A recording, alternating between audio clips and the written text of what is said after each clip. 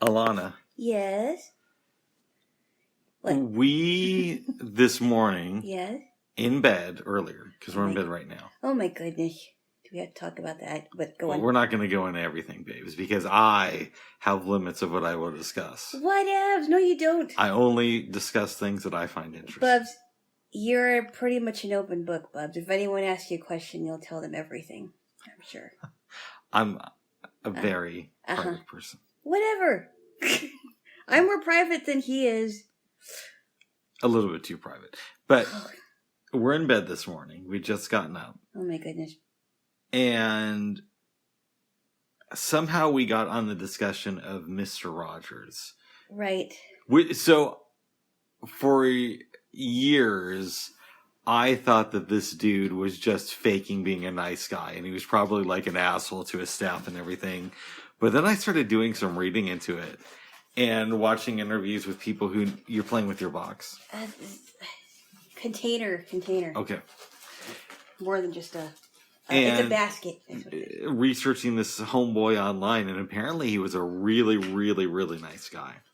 I never thought he was a mean person. I mean, he really, especially with kids, he was really good with talking to kids about really hard issues like divorce and war and stuff like that. And I think that I read something about him taking time to put something on TV just for kids about these hard issues. Well, that was Mr. Rogers. That was his whole show. It was for kids. That was his whole show, yes. Yes. But I'm saying outside of the show, Bub.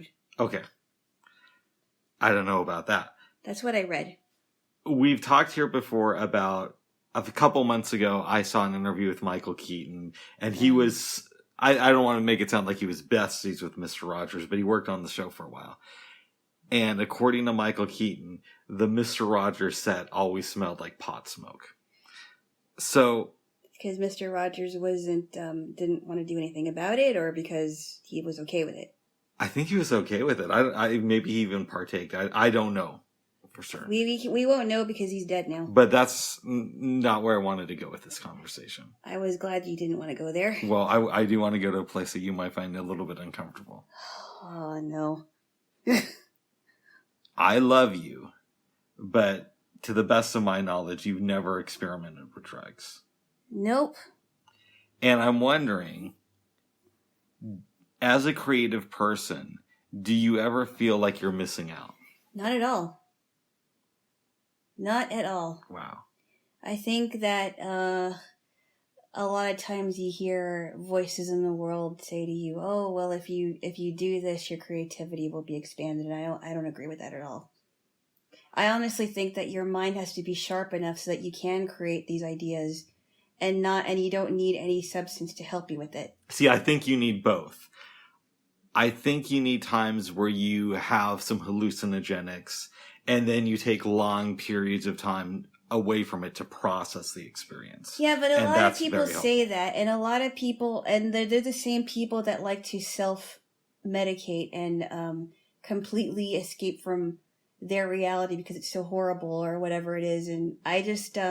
I think it's a total lie. I think it's a joke. Do you think part of the self-medication thing is because society has demonized the use of certain psychedelics to a point to where somebody can't really go to a doctor? No, I just think that the people who are pushing these drugs are lying to you because they want as many people so closed off to everything and so numb to everything that now a lot of people don't want to feel.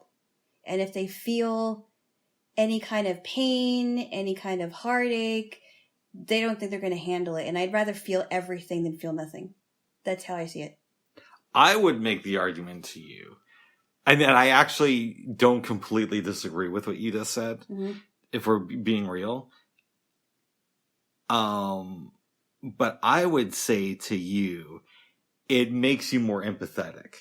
And Really? Yeah, in my own personal experience with, mushrooms and... By the way, any mothers, particularly mine, don't listen to this. and we should say, if your mom is listening to this, I'm playing a character. In real life. I doubt that she would listen to this just because I don't think she listens to podcasts. No, but let's put the disclaimer out there for your mom. In real life, I don't sleep over. We just hold hands. We've never actually even kissed. I'm a virgin. And I've never touched drugs. But sometimes when we're doing this, I play a character whose name is Rick and has some similarities to me.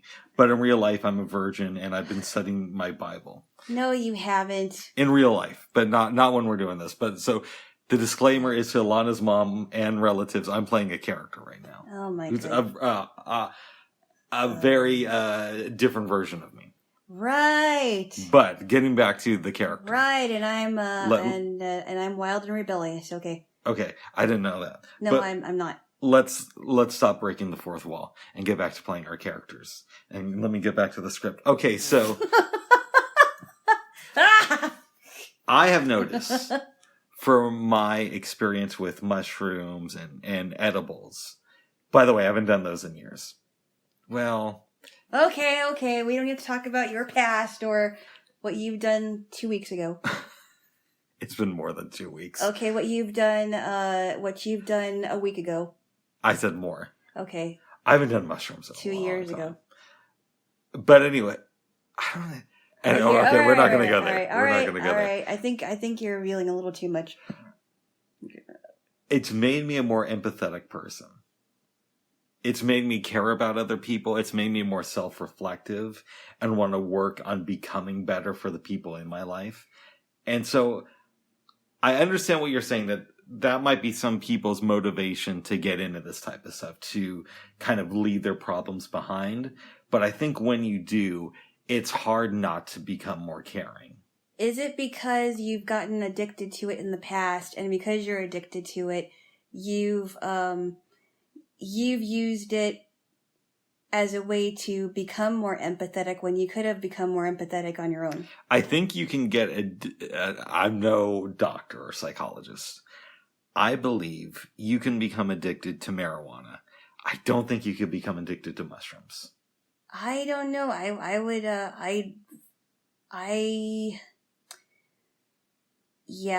honestly think that any kind of, you say that you don't think you could become addicted to mushrooms because you weren't addicted to mushrooms, or because you haven't met anyone that was addicted to mushrooms? Well, a little bit of both, but let me, how do I want to phrase this? When I was a much, much, much younger man, like maybe decades ago, and I first got into mushrooms, I would try to do it like 2 days in a row, and the second day, nothing would happen after these amazing experiences, right? Is it possible because, let me ask you a really quick question, because I just thought of it. Is it possible because you built up tolerance to it? No, like your body, I'm not a chemist, so I can't tell you the ins and outs. But the way I understand it is your body builds up this temporary tolerance to it. So it's one of those things you wouldn't even want to do more than once every couple of weeks, even at the height of doing it. Well, I have no experience in it, but I would imagine it's, I don't know. I just wonder if, because it does affect your judgment. I kind of wonder if that really is true, that you cannot be addicted, or that it can get you into it just after one try. And even though you're doing it once a week, for example. Oh, you need to space it out more than that. Or maybe even longer than that. I don't know. I would imagine that it builds up a person's addiction. But that's, I mean, I don't know. What do I know? I don't know anything about that. I've never tried it, and I don't plan on doing it. At my height of doing it, I don't think I did it more than once every couple of weeks.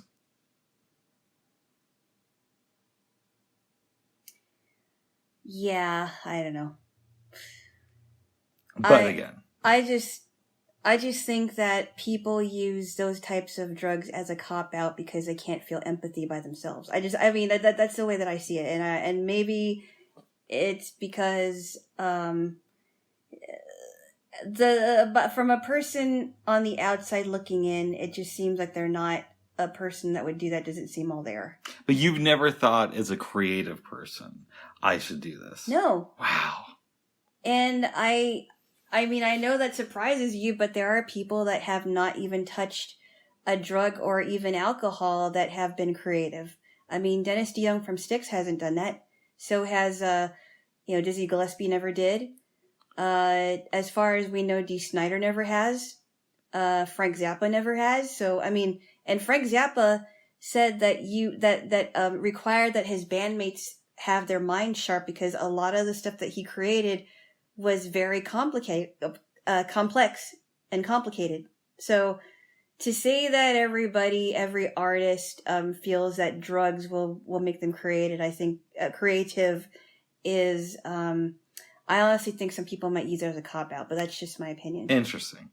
Yeah. And we should say marijuana is legal in the state of Oregon. Doesn't make it right. And I never did it before it became legal. Right. And we should say when it comes to mushrooms, I may or may not be lying. Right. And if your mom's listening, I'm definitely making this up. I've never done any drugs. So. From my side, this conversation was complete fiction just to get a reaction out of you. Bubs, what? Just by you saying it, it's pretty obvious you're lying. You think that I've actually done psychedelics? Yes. Okay. Well, why else? How else would you know about it? How else would you know about it? I read books, babes. Right. Oh God, there's a story I want to tell, but I don't think I'm allowed to. No, because I'll kill you first. No, it doesn't have to do with. It's something that happened in like 2003. I don't think I can. I don't think if it involves a girl, I really don't. It does not. It actually does not involve a girl, but I still don't think I'm allowed to tell it. But if it involves you not being sober, I really don't want to hear about it. Oh, okay. Well, I heard enough stories about it. Happened. Allegedly, it didn't happen, but if it would have happened, it would have happened when I was living in Kona. But quiet. Okay. Anyways, you're digging yourself into a hole. You know that. Yes. Anyways, enough of the fiction, babes. Let's get real. Let's get real. You know what that calls for? What? No, you just tried to hit me over the head with a pillow. One more. Oh, what was that for? What did I do? Oh, just because it adds a little spice to the show, you know? Oh, my goodness. What do you do as a creative person to keep the juices flowing, especially during the pandemic? Okay. Well, I have a very, very, very good imagination, I think. Imagination is very, very important. Lately I've been thinking about stuff. You know how we've talked about our ideas for comedy sketches? Yes. That's part of my creative exercises by thinking about, well, what would happen if we created a great comedy sketch? Or what would be a great idea for a story, even if it's a short story? Speaking of which, I got to get back to writing. Yeah, I've been having a time of writer's block. Let me just give a little bit of context for people who don't know. Yeah. Before the pandemic, Alana and I used to go to open mics, and we do separate stuff, but we'd also come together and perform some original sketches that we would write. Also, we're working on a book right now. We are, and there's been a lapse in time because I'm close to being done with the one of the chapters, but I've been going through some writer's block, but I think I might have some ideas kind of bouncing in my head as to how I want to go through with the couple of the one chapter that I'm working on, because it's a longer chapter. Nice. Yeah. Anyway, so yeah, that's in the works. I'd like to get that done by the end of this year. Nice. It was originally supposed to be by the end of March, but I hear you, babes. Yeah, I know, because we started it in January, I think it was. We started the book a while ago, and then we kind of took a break because of the pandemic. There was a lot of things going on. That was, because we started it last year. Last year was such a shit show of a year. I think everybody has come to that conclusion. Yes, it's not just me. No, it was a horrible year for everybody, and everybody was affected emotionally, including myself and including you. And and right now we're in limbo. So I think though that things are, I don't know. I think that things as far as the pandemic goes are going to start to get back on track. But global warming or climate change rather, I think is starting to really get out of control. Well, first off, let me just go off the record and say that the climate does change, but not the way the crazies are thinking it changes. Yeah, not the way the conservatives are. Ah, stop. Okay, that's it. That's it. You're gonna. Okay. All right, but I'm giving it back. That's it. I didn't punish you yesterday, and now I'm making up for it. All right, what does you need back? Tickle twoosh. Okay, all right. Don't believe everything you read, folks. Yeah, believe the fact that you can tell. Turn it into a political conversation, Bubs. All right, stop. All right, I thought we had a tickle twoosh. Tickle twoosh. All right, good. Yeah, well, you stepped out of the line again.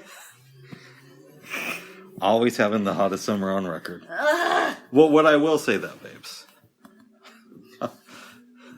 Alana gets triggered easily. No, I don't. I just do that to him and everybody else. Yes. I honestly think that the word trigger is such a buzzword. I don't know. I've noticed that a lot of people have been using the word triggered a lot. On the right and the left. You know what I think, babes? I'm still left leaning, but I think I hate both sides now. Like before I just hated right wing people. And now I just think I hate everybody. Not everybody, but you know what I mean. Everybody who subscribes to a certain political doctrine. Like in my heart, I'm still a lefty, but I don't know. I will say this. I think that the people that are not having that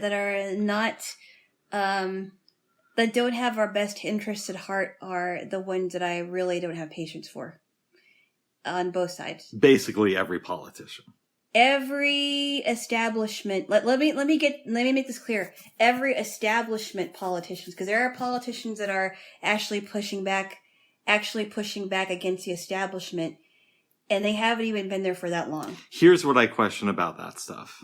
We're hearing that from the media, from establishment media is saying that these are not the establishment politicians, right? So I'm gonna give you an example that you're not gonna like, but hear me out. Let me guess, it's Marjorie Taylor Greene, correct? I was actually not gonna go with her. Okay. All right. She hasn't even been there for long, but go on. I'm not a fan of hers. I am. Oh, really? Bubs, you already knew that. No, you said before that you thought some of her stuff was crazy. No. I think you misunderstood me like you have before. What do you think of the Jewish lightning comments? Well, Bubs, I'm not talking about that. But let me... Bubs, no. We're not going to go there. Why not?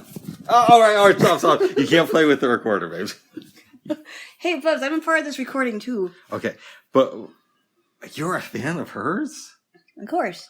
Of course. Well, I mean, people say weird stuff all the time, and she's no exception, but I support her because she has boldly stepped out and stood up against politicians that were running the show that have no that don't want to that want to have control over what everybody else does, and it's not just her, it's other people that are pushing against the establishment, even those that have been there for a long time.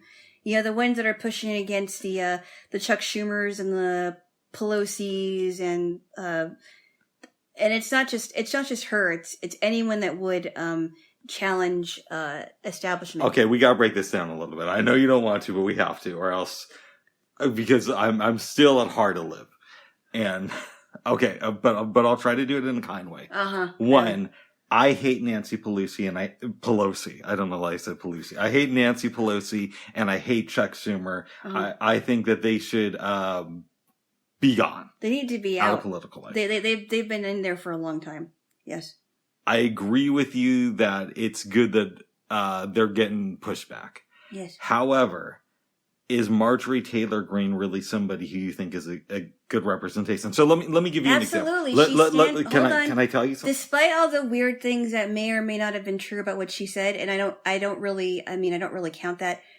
People have said weird things. Roseanne Barr has said weird things, okay? Regardless of where she stands on the political spectrum, and regardless of the kind of reboot that she put together, which was really good. But anyone can say a weird thing. The reason why I support her is because she supports the things that I stand for and the things that I'm passionate about. Okay. And regardless of what she said out of the political realm, I don't care so much about that. I care for somebody that will stand for things that I care about. Can a brother get a word in edgewise? Not really. Okay. Couple things. I am a Roseanne fan still to this day. I disagreed with what she said on Twitter, but Roseanne is also a comedian. She's an entertainer. She's not a politician. So you'll make excuses for comedians. Yeah, they're not running the show, babes. Here's where people get it wrong. Here's where cancel culture really bugs me. They'll attack comedians for saying shit, but they often will overlook the people who are really controlling this country. Right, so it's easy to attack a comedian because they have a little bit of money. I disagree. And I'm not talking about the outside politicians that are outside the Beltway and are trying to drain it of the corruption.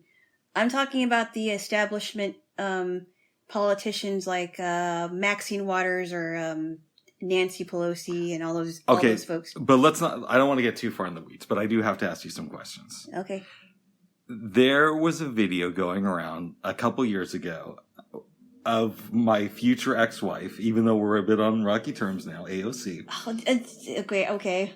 She's not going to be your wife, but go on. I said ex-wife. Babes. Okay. And we might not get married after some of the shenanigans we've been pulling recently. Yeah, the tax the rich dress. Yeah. Mm-hmm. Yeah, at a dinner that costs $35,000. I know. A lot of people were up in arms about that. But there's a video going around where she's talking about her garbage disposal and how does it work. And you were making fun of this video.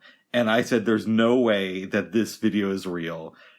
But keeping it real, I saw it and it was, she came off. It wasn't her best moment. Let's put it to you this way. But you were making fun of that video. But there are videos out there where Marjorie Taylor Greene is agreeing with people who say that Ruth Bader Ginsburg was replaced by a clone. Well, hold on a second. Let me give you something to think about before you go on here. YouTube is very leftist, okay? YouTube has control over the internet as much as Google, Facebook, Twitter. They're part of Google. Whatever. Who cares? Okay. YouTube. All right, Paige, you made me drop the recorder. Oh, I'm sorry. Okay, let's talk. YouTube. And I forgot who was the who was the owner of YouTube. It's not coming to mind. I just told you it's Google. It's Google. Okay, whatever. So Google, YouTube, that conglomerate is taking over the internet. I mean, it's a monster on the internet. They have been known to demonetize videos, and they have also been known to edit videos. They've also been known to take down videos. So I wouldn't really count them as a very credible source now. Okay, but when it comes to politics, let me be clear. When it comes to politics, I'm not talking about the other miscellaneous stuff that you would find on there, like music videos and whatnot. I'm talking about the political realm. Okay, you're taking me off of my point, though. Good. Right, because the conservatives have trouble making real arguments. All right, stop tickling me and prove me wrong. Okay, why is it funny, and why can you say AOC is stupid for not knowing what a garbage disposal is, but you can't say that Marjorie Taylor Greene is crazy for agreeing with somebody who says that Ruth Bader Ginsburg was replaced by a clone? Well, first off, okay.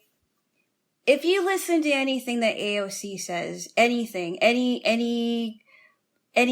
like she said that, our foreigners are more American than the Americans themselves. I think there's a lot of truth in that. And I think it's a racist statement. She also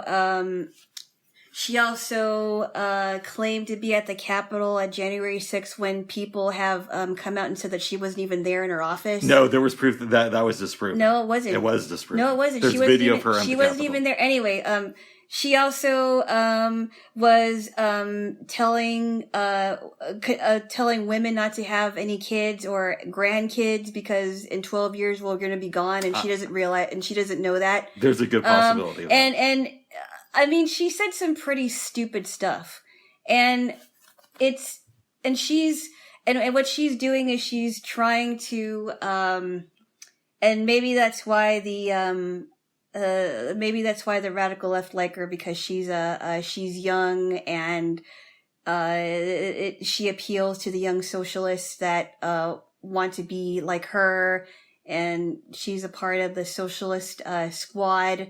And I'm just saying, Bob, she appeals to a lot of young people. Oh my goodness. And she says, and she does it because she says the stupidest thing. And I honestly think that you really need to read up on the Green New Deal, because she wants to take a lot of our freedoms away.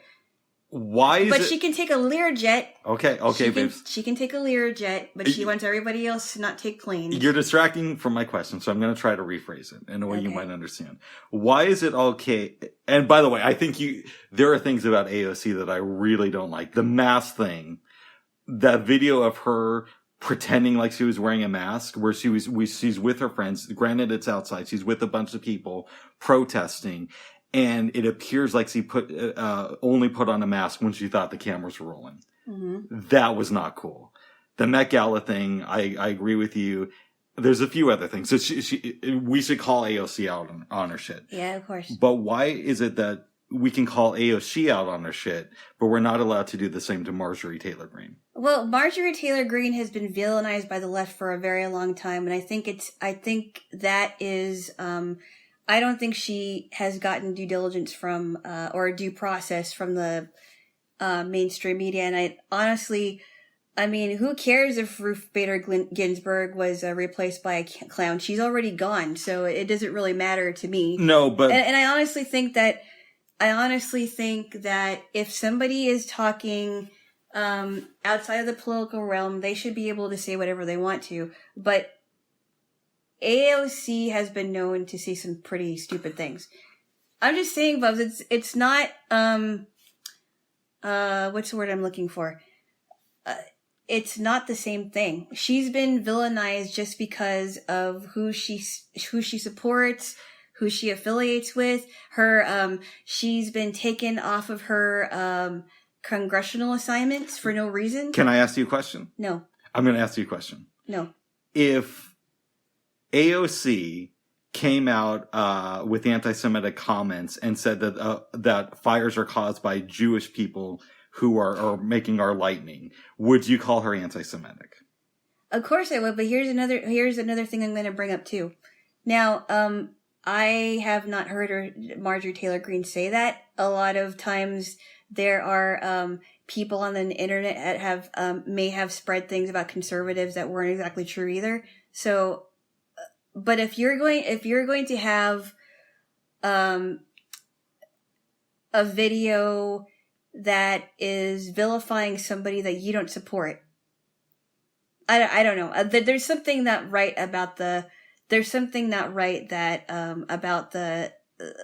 I just think there's something fishy when it comes to YouTube and Marjorie Taylor Greene. I really do. Let me ask you this though. Mm-hmm. This is so mind blowing. By the way, so I think Marjorie Taylor Greene is going to be our next vice president, and I think that she's a threat to our democracy. I don't think she is going to be vice president. Yeah, I honestly, here's what I think is going to happen. Unless there's a major health issue, I think that Trump is going to run in 2024, and he's going to choose her as his vice president. I personally think that Trump may or may not win in 2024, and I think something might even happen in 2022. I think I think something's going to happen even sooner than that. And I also think that Kamala Harris would be more of a threat to our country than Marjorie Taylor Greene. No, here's the difference. And I also think that Biden is already a threat to our country. Here's a difference between me and you. I can admit I don't like Kamala Harris, but you can't admit that you don't like a lot of people on the right. You know what I mean? I feel Well, that's because there are some people I don't like that are supposedly on the right. I don't like Lindsey Graham. I'm very leery about Ted Cruz even. I also I'm also not a Jeff Flake person. You know who Jeff Flake is, right? I do know who he is. Okay, well, good thing he's not running anymore. I'm also not for Ben Sass. I also don't like James Langford. There's some people on the right that definitely don't have our best interests. They're just a name only. Okay, so one name you said that actually shocked me that we agree on. Well, we actually agree on a few of those names, or most of them, but Ted Cruz. I thought you would flip the script and you'd become a fan of Lion. No. I never did. I'm very careful with this guy because he said a lot of things. He's said a lot of things, and he's done, and I think it's because of the how he was running the campaign, what he did to Ben Carson. I thought he was very, I thought he was very meticulous in that, and I'm very, very, what's the word? I'm very watchful of this guy. I don't really trust him. And he left the state of Texas to go on vacation when they were having a huge disaster back during the snow. No, I told you I wasn't really a Ted Cruz person. No, but you kind of flipped it a little bit when Trump was changed his tune on Ted Cruz, and I said I didn't exactly flip it. I said, well, okay, I mean, maybe he changed his mind, but I'm still not quite on board with him. I actually said two good things about Trump in relation to Ted Cruz.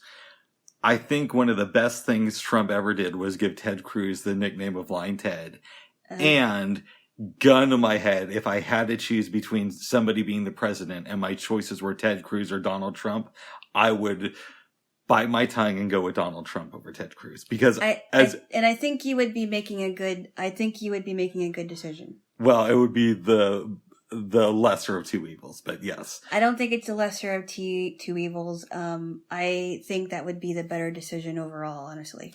Yeah, I mean, Ted Cruz left his home state when there was that huge natural disaster, so. Well, yeah, okay.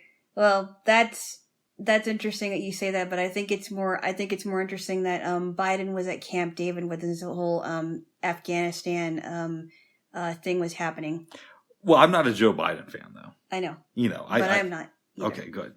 And you're not going to like this. One of the few things Biden has done that he's actually done two things. He's kind of sticking with the progressives when it comes to this infrastructure bill. And he pulled us out of Afghanistan, which we never should have gone in there in the first place. And the rationale was we're going to get bin Laden and leave. Well, okay, well, why have we... Well, bin Laden's been dead for like 12 years and we're still there, so... I'm glad he had the balls to take us out of war. No, he didn't have any balls. He just did it.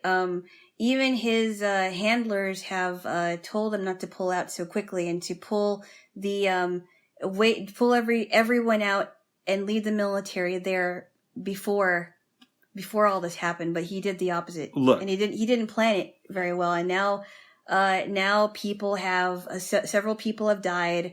We don't know how many Americans that are there now have died because organizations have been trying to pull them out. It's a total mess. It's a total mess. Okay. And if he planned it, which I don't believe he would have been able to plan it, but if he had a better plan for it and gotten the military out, the last being the military, then things would have been a lot more smoother. And now it's just in chaos. Let me just talk for a second. I know that's difficult for you. Okay, but a couple of things. Whenever you pull out of a huge situation like that, there are always going to be some issues, right? And I'm not saying that he shouldn't have planned it better. I'm just being real. And we were there for 20 years, and look how fast the country collapsed. So we obviously hadn't been doing that good of a job there. Yeah, in Rick's opinion, in the world according to Rick. Well, the world does not revolve around Rick, and I think Rick is wrong. Well, All right, I don't want to spend too much time on Marjorie Taylor Greene. I really don't want to talk about this anymore. Because honestly, I'm really shocked that you're a fan of hers. But That shouldn't surprise you anymore. Yeah, but she's so out there. So are you. No, babes, but I'm very rational. She's whatever. And I do think, for real, there's a real possibility that she's going to be our next vice president. I don't think so. And I think that's very scary. I don't think so. But let me ask you this. What's that? If I could find you the evidence of her Ruth Bader Ginsburg comments and the Jewish lightning thing, would you be open to look at it? Because I'm open to looking at anti-AOC stuff and even anti-Bernie stuff. Mm-hmm. Would you do me the honor of at least looking at this information with a critical eye? And I would be the one in getting it for you. So I'm not asking you to wouldn't want me to go get it? Well, you could, but I don't want you to feel like I have to search for this thing now. I'll just bring you the information. Really? Yeah. Or is there any is it in an article? There's articles written about it. There's videos. Now, with the Jewish lightning thing, I don't think she said it on camera. I think she said it in an article somewhere. But I have seen a video, and it's her on some right-wing talk show, and the talk show host is saying... And what talk show is this? I don't remember the name, because I don't watch a lot of those shows. Maybe you should. Maybe no. The reason why I say that, Bubs, because you have, and I'm saying this out of love, okay? I'm not trying to attack you. Go ahead. But you really don't have a good understanding of conservative talk the way that I thought maybe you would. I also think you should listen to all sides, and I also think that you should be a little bit more educated on that. Okay. Because I did listen to liberal media at one time. What do you consider liberal media, though? TYT, secular talk, liberal media. So is CNN. In the major networks, liberal media. I also heard the Drudge Report has become a little bit more lib. Okay, so a couple of things. One, I didn't know that you listened to TYT or secular talk. No, I didn't. Okay, let me rephrase the question. No, but you even told me that they were left leaning. No, they are, but when you said, I was assuming that was the liberal sources you check. What liberal media do you watch or listen to? I have listened to them in the past, but like I said, the mainstream networks are lib. I don't think so. Yes, they are. And I think you should listen to those too. No, here's... Hold on. You asked me a question, right? Okay. Are you going to let me answer it? Sorry, I'll let you answer it, but then I have to respond. Why? Because I have to give some context. Why? Because sometimes people of a certain conservative nature will say things that aren't necessarily true. That's exact. Those are the exact comments that make me think that you really don't have a handle on what conservatism is. Okay, make your comments, and then I'm going to respond. Okay. Mainstream media networks, and I'm not just talking about those, I'm also talking about liberal papers like the New York Times, the Washington Post, and the Huffington Post. Things of that sort. I don't watch or listen to liberal media at all anymore because I don't think that they are reporting the news that they should be, the way that they should be reporting it. And I don't want to be bombarded by it. Okay. Now I'm going to respond, but I'll make it quick, and I'm fair, and I'm nice, and all this. Because I'm made out of sugar and spice. All right, that joke didn't land. But hopefully this will. Or maybe it's pea and vinegar. All right. I agree with you. TYT and Secular Talk are both great liberal news sources. TYT recently has been going a little bit too into the culture war stuff. They're not full on in there, but it's a little bit too much for my taste. But overall, I think that they're a great liberal news source, and I love Secular Talk. The other news sources you mentioned, what they'll do often, babes, is they'll go lib when it comes to social issues. So they'll be for gay and transgender rights, like I am. They'll be for equal treatment of people of different races, like I am. But where they fall really short is they never expose the people who are controlling the purse strings. They'll never talk about the money people. Like CNN has this pro-war bent to it. I believe the New York Times is pro-war. All of the major networks are pro-war. And you can see it by their treatment on how they reacted when Joe Biden pulled our troops out of Afghanistan. Well, if they were really anti-war and leftists, they would have been beating the drum against war from the beginning. Yeah, but here's the thing you're forgetting, too. Conservatives are actually not pro-war. It's the lefts that are pro-war. And that has been one of the things that liberal media has been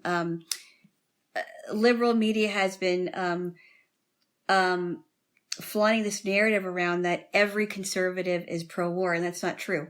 A lot of libs, the liberal media has been more pro-war than you think.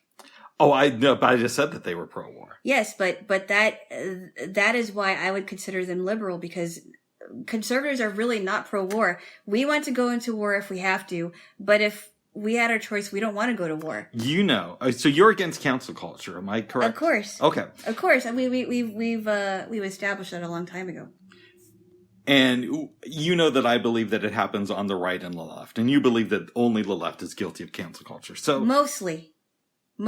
Okay, there's hope for you. But oh my goodness. But did you know that in 2003, Fox News anchor Bill O'Reilly, I don't know if you heard of this man, who was later fired for sexual harassment. Which I have questions about that, but go on. Well, okay. Well, we're not going to go there. We're not going to go there. Or else this will be a 10-hour podcast. I do have questions about that. Okay. We'll tackle that some other time. But for now, Bill O'Reilly, in the lead up to the Iraq war, said that we were going to be in and out of Iraq in a week. And he also had generals on saying it might be as much as 6 weeks. And he also said on his air, the decision has already been made, and whoever disagree with it should be silenced or leave our country. That sounds a little bit like cancel culture to me. And like pro-war sentiment. Well, so it sounds to me like he was giving his opinion. Now granted, I wasn't listening to Fox News in 2003, and I didn't know about that. Mm-hmm. But he's been known to give opinions that even I didn't agree with. Okay. So I do keep a critical ear when I listen to right wing things too, or conservative things too, because I don't always agree with every conservative. Okay. I don't. Okay. So to say that conservatives are canceling also, yes, in some ways it is true, but I don't always agree with every conservative, like I said.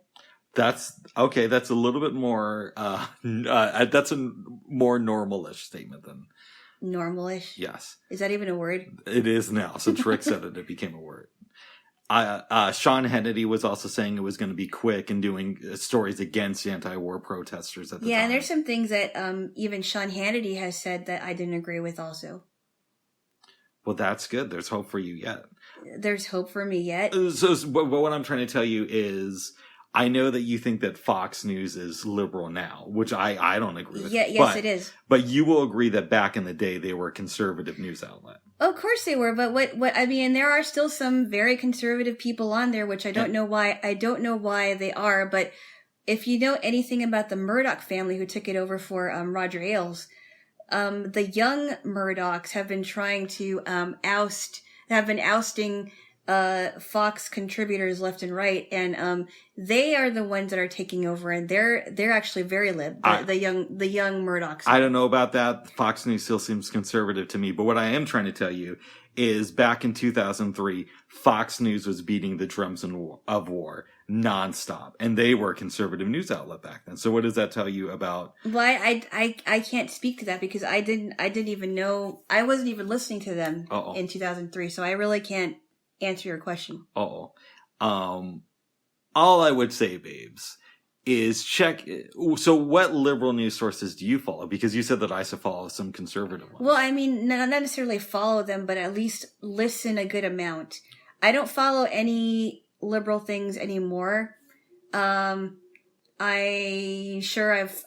for sure found some things on YouTube that were very liberal, but I don't go that way anymore because if I bombard myself with that stuff, I'm going to believe it even more. And I think a lot of liberal news outlets are doing us a very, very much a disservice. And a lot of, the issues that they bring up, I don't agree with, and I don't follow them. But what I'm saying to you is, if you really want to know more about conservatism, at least at least check out some of those sources. And look at them with a critical eye, like you've been looking at other liberal show hosts or whatever. Yeah, I think you should look at all your media with a critical eye. I perceive conservative media, I'll tell you my perception, and you can tell me if it's wrong or right, is being very Christian-y, very anti-rights, but I perceive... Anti-right? I'm going to break this down for you. I'm telling you my perception. I perceive conservative media as being super Christian-y, as being very pro-war, as being against personal freedoms, and yet still trying to hide behind the idea of cancel culture while they're the ones who are suppressing freedom. This is my perception. Okay. This is my perception. And also being, not critical of the real people who are controlling this country. So they can go after Biden, but they won't ever take a risk by going after his big money donors. Okay. And not being critical of the other side. So my other perception is that the last time conservative media did an anti-Trump story was when he said take the vaccine. And it was probably before he was president the last time. What conservative media was that? This is my perception. Okay. I'm telling you my perception of okay. it as an outsider. All right. Okay. So that's just your perception. That's my perception. I'm not saying it's true. I'm saying this is my perception. Okay. So let me ask you a question and then we can move on because it doesn't all have to be it. Thank you. We have other stuff to talk about. Yes. I'm going to give you quick. Oh my goodness. Oh my goodness. Outside of when Trump said that people should consider getting the vaccine, when was the last time you heard a negative Trump story on conservative media? I have not. But they have been more critical of the people that were making false statements about Trump when they were not willing to report what really happened. And I actually did hear an interview when he was talking about the vaccines, but he was even critical about the mandates. Yeah, but he did suggest to his followers that they yes, but that was a recommendation. He never at all said you have to take it. That's true. He never said you had to take it, and as far as I know, he still has major supporters. In fact, he has more major supporters, and Iowa has actually increased support. You know that. Okay, are you going to let me talk, or are you going to... You were going to... Okay, all right. Are you going to dominate the conversation? Oh you tend to do that a lot. You do that a lot. No, you don't. No, I don't. There are some episodes, babes, where I'll listen back and I'll be like, I said 10 words during that whole episode. No, you didn't. No, you did not. What about the episodes where you're like, well, I seem to be dominating the conversation. Do you want to talk about anything? Well, there are those episodes too, but we're not focusing on those right now. Those are the best episodes. No. Oh, all right, I love you, babe. Bubs. Oh, did I hurt you? I'm sorry. A little bit, but that's okay. Typical conservative. All right, babes. That was a joke, babes. Come on. There. It was just a pillow. Okay. One more. All right. I honestly think we're going way far into the weeds with this. Let's move off of this. Thank you. I'm shocked at some of the stuff I heard, but let's do a wrap up because it was an intense conversation this portion. And who started it? You did. Yeah, but I'm into politics, babes, and I'm into this stuff. Honestly, I'll never hear the end of it, folks. Couple things. And I want you to correct me if I'm wrong. We have agreed that if I can get you proof of the Marjorie Taylor Greene, her anti-Semitic comments, and her take on Ruth Bader Ginsburg being a clone, you will look at it. Yes, I will. And you will make a fair assessment. So even if you still like her, you'll be able to say, ooh, you can tell that she's anti-Semitic. Well, no, I'll go even further. I'll even do more research on it. I wouldn't just listen to the video. I would do even more research on it and see if that was taken out of context. Because just because, sometimes you got to do a little bit more digging. Because you would admit that there are videos on YouTube that have been edited. Absolutely. Okay? So if this in fact was edited, then that's one thing. But I'm not just going to listen to the video and assume that that was right. I have so many things to say about that, but I will hold my tongue for now. Yeah, I think you should. Okay, but you will at least look at the information that I present to you as well. Yes, I would. And if it turns out that it looks like she's anti-Semitic and the information checks out, then you will reassess Marjorie Taylor Greene.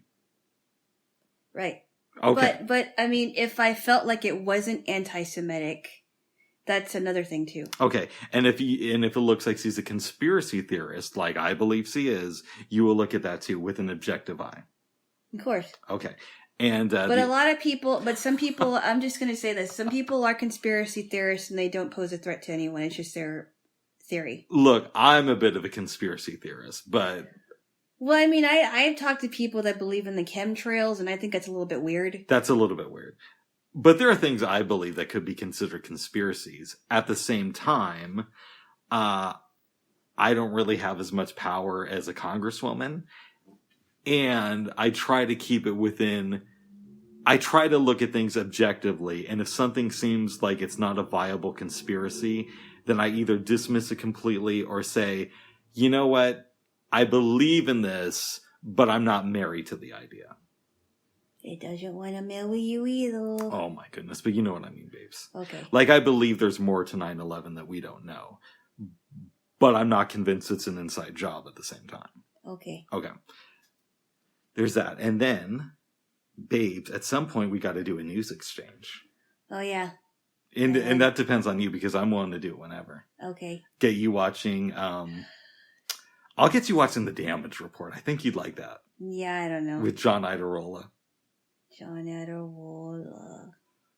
Yeah, I think you'd like The Damage Report. Really? Well, maybe not like it, but I think you'd be a little bit more receptive to that. I don't know.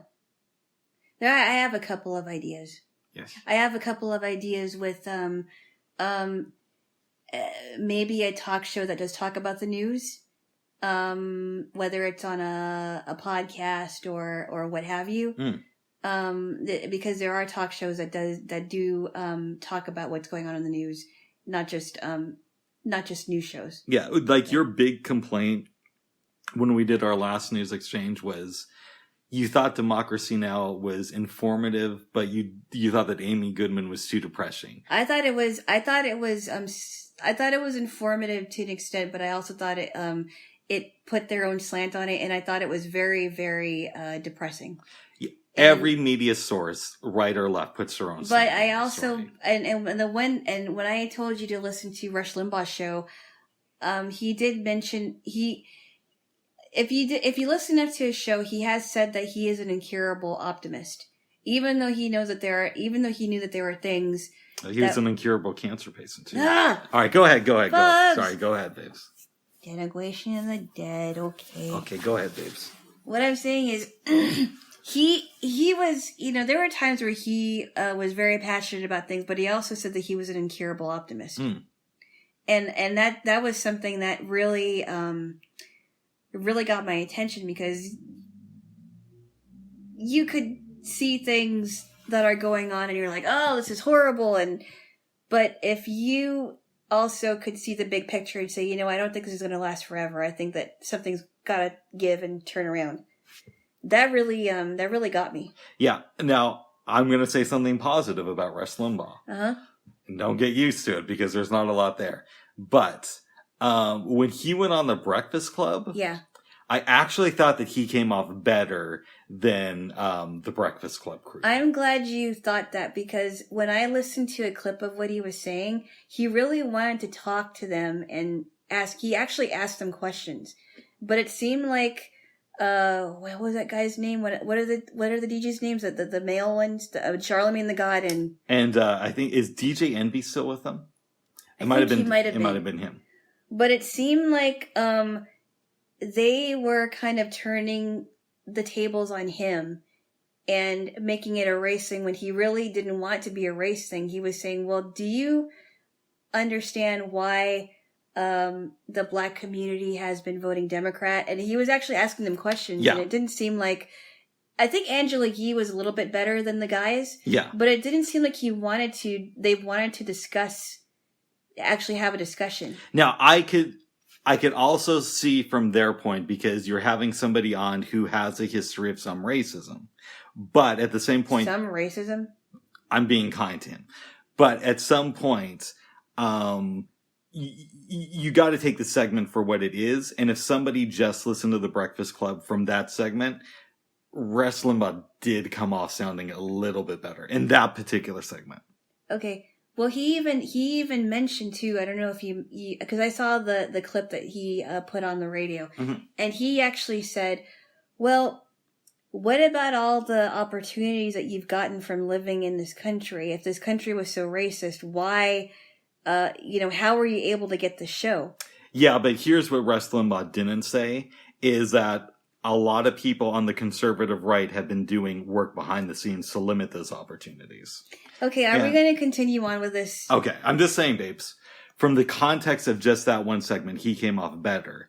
But if you look at some of the things he said over the years and in that segment, they don't really hold up under bigger scrutiny. Yeah, but I mean, the left has been saying that a lot, and they've always villainized this guy from the get-go. So it doesn't surprise me that they would make it their own, spin it the way that they wanted to spin it. Oh my goodness.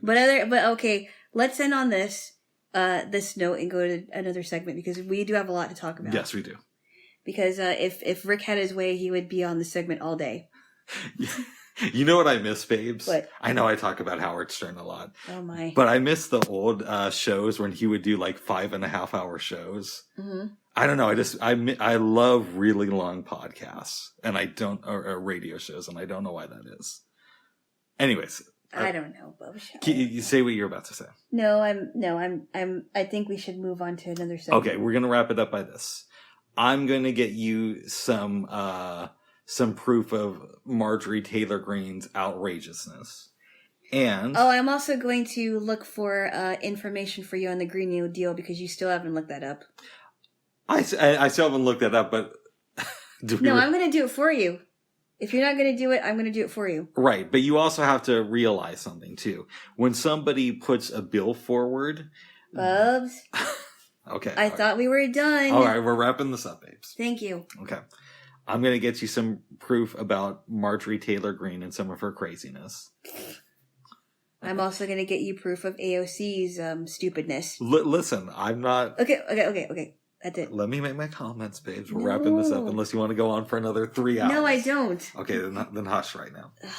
Give you proof of some of Marjorie Taylor Greene's craziness. And at some point, when Alana gives the okay, we will be doing another news exchange. And I believe the show that I'm leaning towards, even though I love secular talk, Kyle breaks up his videos to where they're only 4 or 5 minutes long. So the show I would lean for you would probably be The Damage Report with John Iadarola right now. Do you have anything else to say about politics for now? No, I'm pretty much done with politics today. Okay, good. Thank you. Good. That means after this, we're going to watch some Bonnie videos, but until then, give me a kiss. No. Give me a kiss. Why? Because you want to. Because you'll heat it up here. For some crazy reason, he likes it when I get a little bit heated. Faster.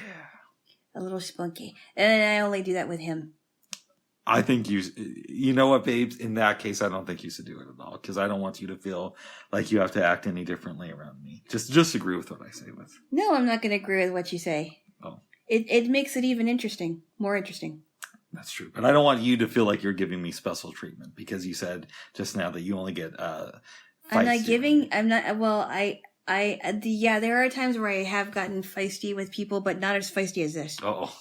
And I don't usually get that way, but yes, sometimes people like yourself kind of bring it out of me. I've had really, really intense arguments with some ex-girlfriends, but as much as we disagree about politics and religion, we haven't really had any blowout fights.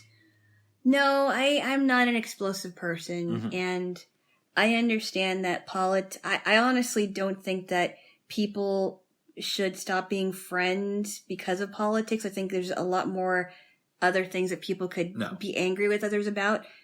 I honestly think that if we actually give each other some time, we could actually, and we have found common ground. Yeah. So it's not like, and we never let it go that way. We never let it go to a fight where I never talk to you. I don't talk to you for an entire week or an entire month. No. It's ridiculous. I know earlier today I said I'm done with both sides, the right and the left, but honestly, that was hyperbole. I'm obviously a lefty, but a lot of my friends are right wing. And a lot of my friends are left wing. I would imagine that I would even disagree with some of your friends too. Even some of my right wing friends. Of course. Yeah, I know I've said this before, but it's weird. You seem to get along better with my left wing friends. And my right wing friends you've had some issues with. Well, just one of them. Okay. Yeah, let's leave it at that. and keep in mind, I've never had like a deep conversation with this person, but I'm kind of afraid to. Okay. That's fair enough. Yeah. That's fair enough. And so we don't know if I would agree with this person or not. Yes. But you found them hard to deal with in other ways. Absolutely. Yes. And you've liked a lot of my left wing. Well, I don't know if I've only met them one time, so. There's a couple you know fairly well. A couple of them. Yeah, but I have a feeling that if we did get into political discussions, I probably wouldn't agree with them. No, but outside of politics, you seem to get along. Right, of course. Yeah, because I know them. Yeah. Yes. Yeah, so one last wrap up. Okay. I was just a little upset when I said that thing about I'm upset with both sides. I am, but at the end of the day, I am still a lefty, so. Yes, I'm a proud lefty there, Jaylo. Yes. Anyways. Enough about that, babes. Enough. This isn't politics, but I don't know if it's the right time to bring it up. If it's not, just tell me. All right. Because it's actually a conversation that we both have to agree to be a part of.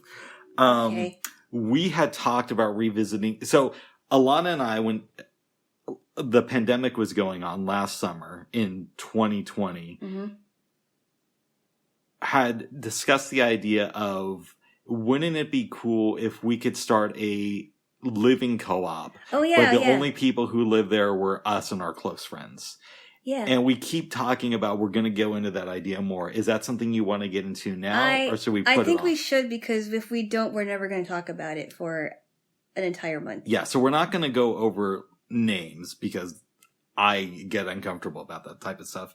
But where's your thought on the overall idea and how to execute it? Well, okay. I honestly think that it's possible that this could take place in Portland.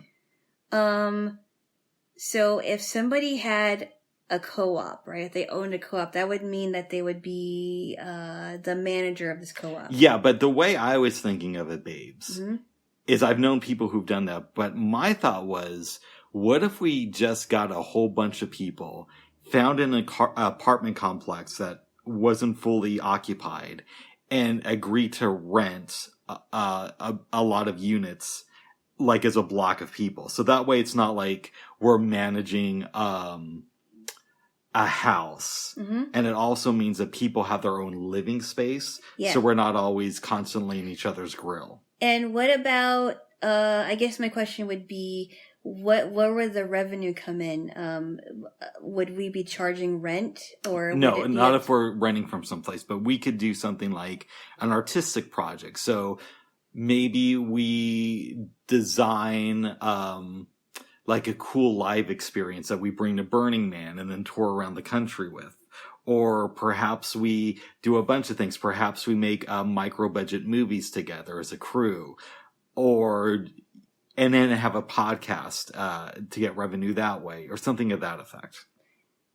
Or like, do it locally or something. Yeah. Or like get someone, or rent out a hall and do something locally, right? Okay. That might work. Or it could be several artistic projects. Yeah, and this, honestly, I'm not looking at this, we have to make a profit. I'm looking at this like, I want to spend more time with my friends. And I really like the idea of living close to them, but still having my own bathroom. Yeah, exactly. That's how it felt like when we were both in different programs. Yeah, I went to Colorado for like a while, and you did a blindness program in Seattle. Yeah. But I was only there for 6 months. I was there for like 10 months, and I didn't like everything about it, and that place has some major issues. Yeah. But the best thing that came out of it was the friendships that developed. Yeah, I should have been there for 9 months, but it didn't work out that way. Mm-hmm. But I found a sense of community even with the program because we were using that apartment building for our program, and they let us do that. And one of the mobility instructors was a manager in the building, and she was always there. So it felt really cool, Yeah. And maybe a project could be like the program we had, like not that we had, but Mm-hmm. you know how you had philosophy class. Yeah. And I had, we called them, what was it called? Seminars? A group, I think it was called a group. And we would meet in the mornings at like maybe 10 o'clock or so. And we would talk for a good, I forgot, maybe 30 minutes to an hour. And we would take a break and then reconvene. Mm-hmm. And somebody would be leading the conversation. It would be blindness issues. That really helped a lot. Yeah. For me. I don't think everybody who lives in our co-op has to be blind, though.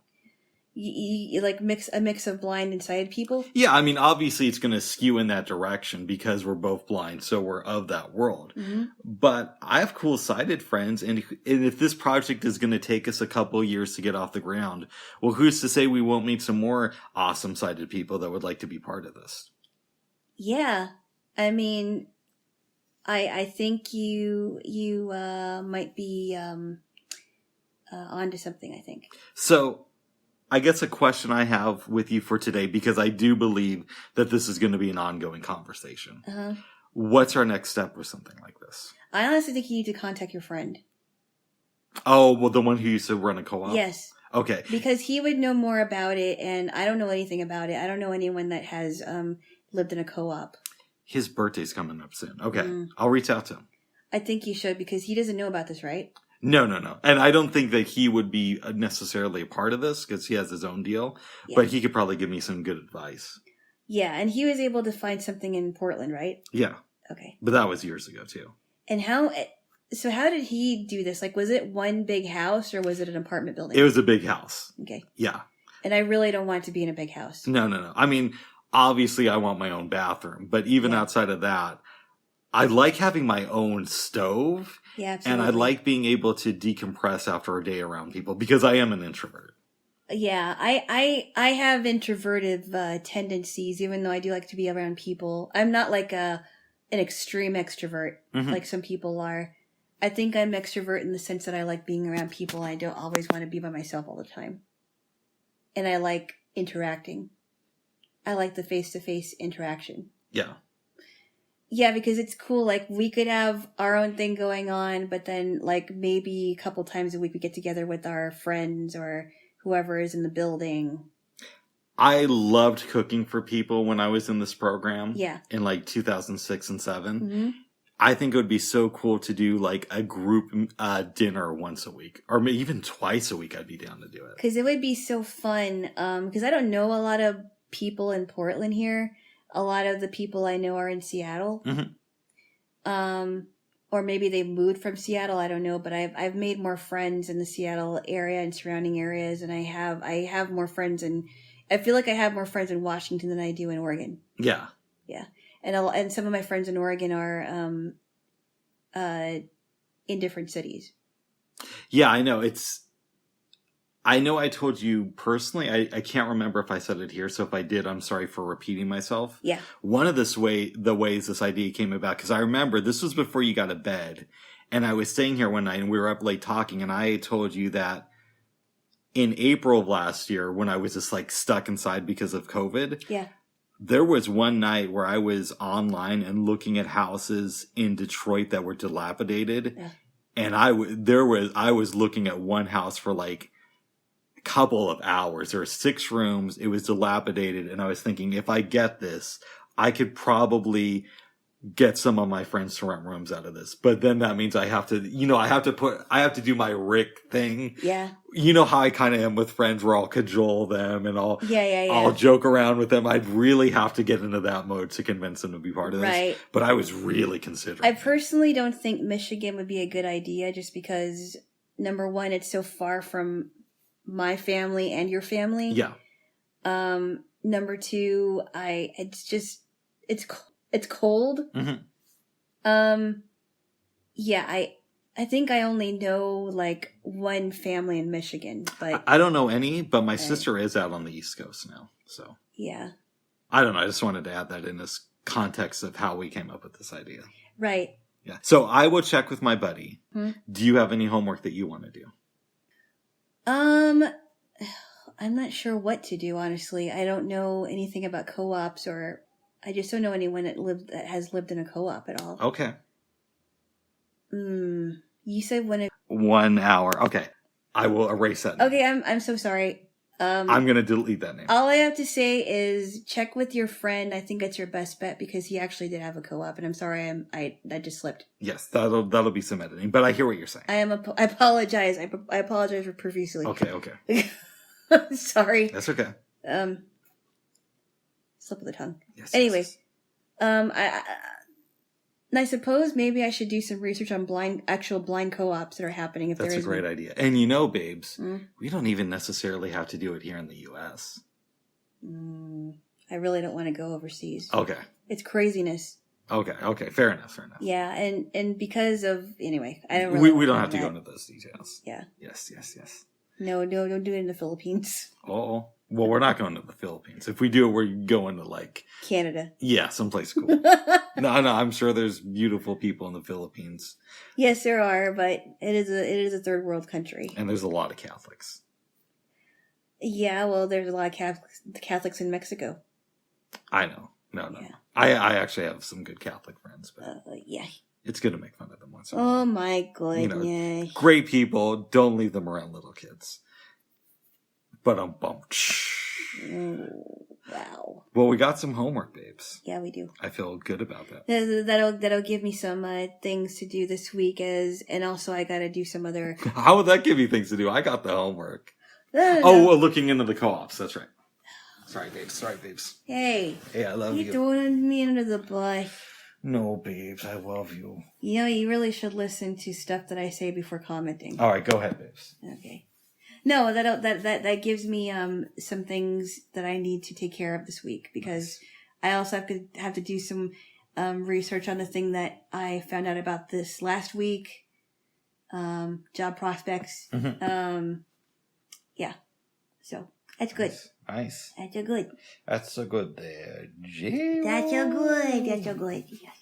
Alana. Yes. We watched some TV yesterday. Yes, we did.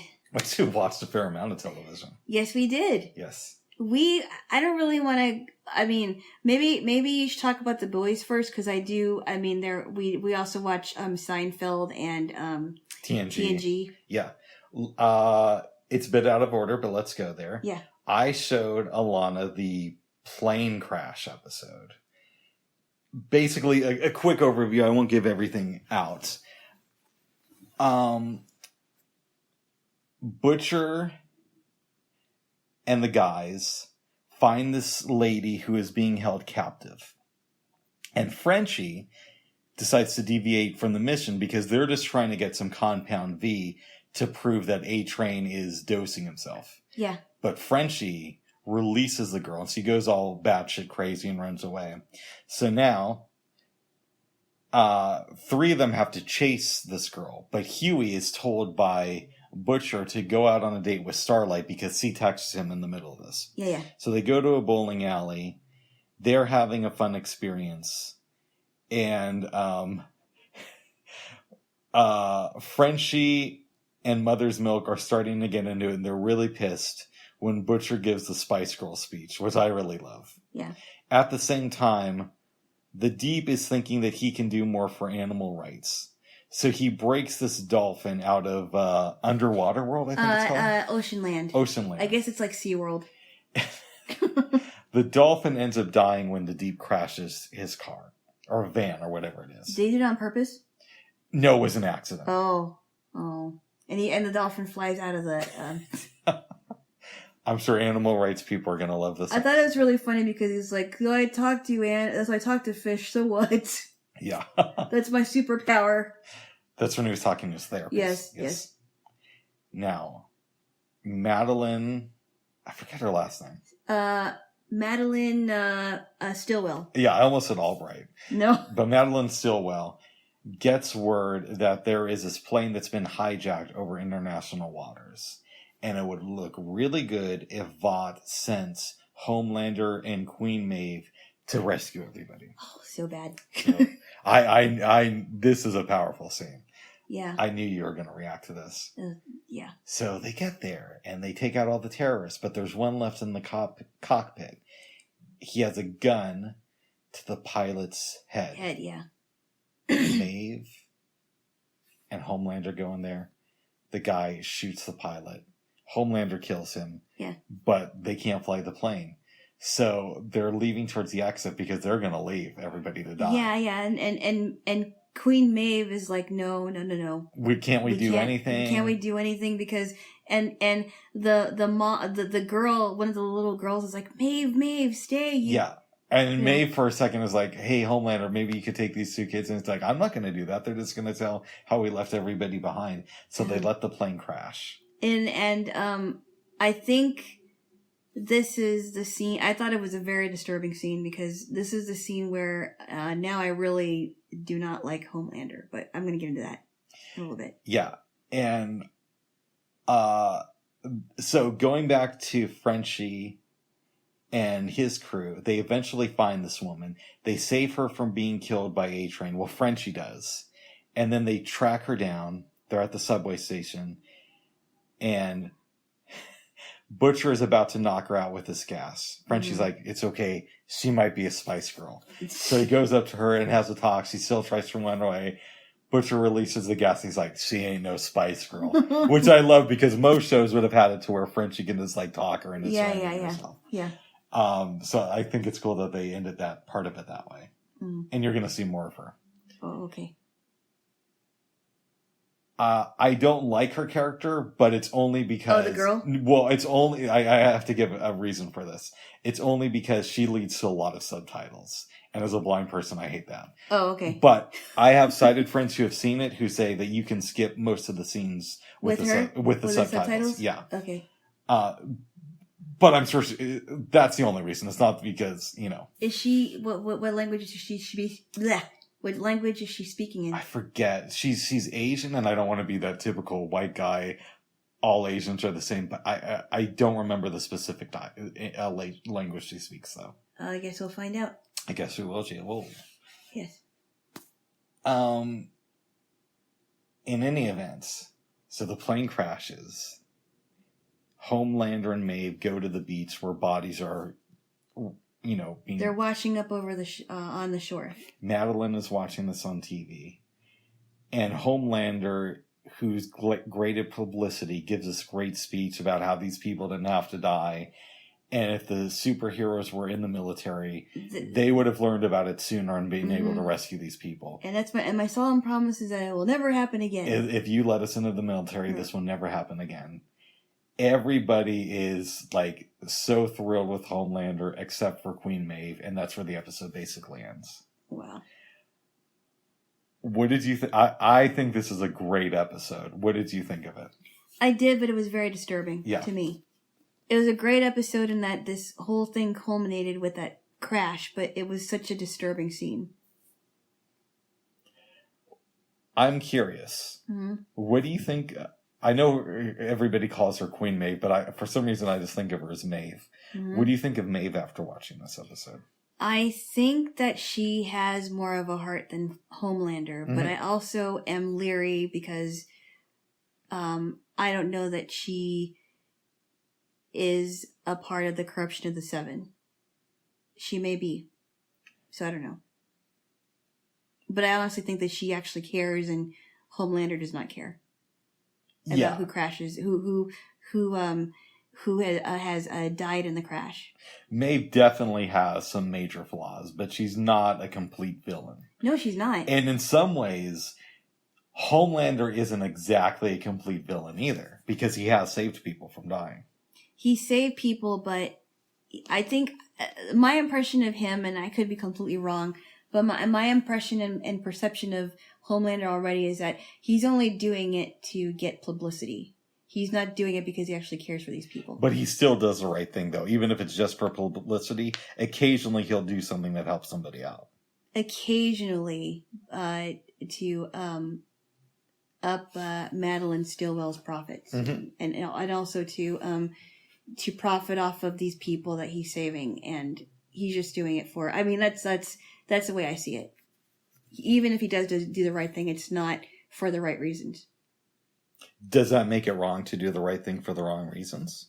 Or is it still at least good that you did the right thing, even if your motives weren't correct? I really pay attention to motive. And if you're not going to do the right thing for the right reasons, don't do it. See, I think this is where men and women disagree a little bit. Because I would love somebody's motivation to be pure.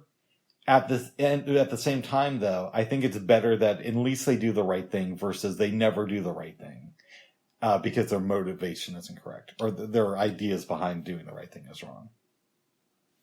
Interesting. Yeah, but that's fair. That's fair. Yeah.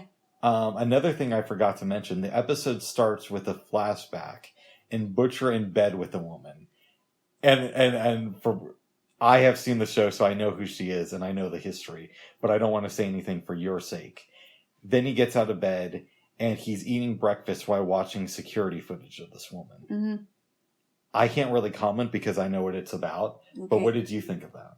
I thought it was strange. I'm like, well, I guess my question would be, well, how much does Butcher know about other people besides her and Popclaw? A-Train, because obviously he calls the superhero soups, right? Yeah. Like it's a derogatory term. And already he's planning a bug with Starlight. Am I right? He had Huey do it. That's why he sent him out on the date. He had Huey do it, right? Yes. But I mean, obviously he's going to find out more about her, but what?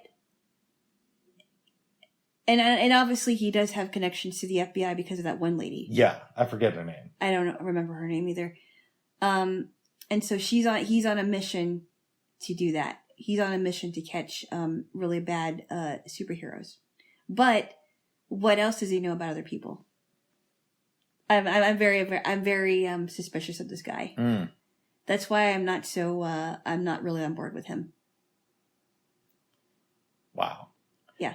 Well, that's just No. He's a very divisive character. Just because he's my favorite doesn't mean he's going to be yours. Exactly. And honestly, I didn't think that he would be your favorite character. Yeah. But I thought that you'd at least like watching him. You do at least like watching the character. I like watching him when he takes somebody down that should be taken down. Yeah. But I'm also very suspicious because, well, who else is he tracking? I thought you were going to like the Spice Girls speech more than you did. That was all right. I love that speech. It was okay. Yeah. I mean, I thought it was funny that he mentioned the Spice Girls, but I thought, why? I like it when he says, and Pa Spice designs bikinis for anorexic girls. Not exactly a growing market. And it was funny because she's been called out because she's really, really skinny, and people thought that she was anorexic. Oh, I didn't know that. Yeah. It's like, when they're apart, they're complete fucking shit. But when they're together, they're the Spice Girls. I thought that was great. Basically, what he's trying to tell Frenchie and MM is when they're away from him, they're not worth anything. But when they're with Butcher, they're super valuable. I could have said that. Yes. But anyway. I like the way he said it. Yeah. Yes. Who are your favorite characters on the show so far? I mean, I really do like Starlight. I think you're right. I think you thought well in thinking that I would like her because already she's showing her true colors and that she's really not a part of the Seven, even though Huey and Butcher don't know that yet. She is a part, but she's a good part. You know what I mean? Yeah. She's not a part of the corruption of it. Mm-hmm. She just got into it because she applied for it. Yes. I also like Huey just because I feel bad for him just because he lost his ex-girlfriend in that accident, well, or not accident, but that because A-Train killed her, and he's trying to make sense of that, and he saw a lot of dead bodies and he just killed somebody. So I feel bad for him because he's probably going through a lot of PTSD. Yeah.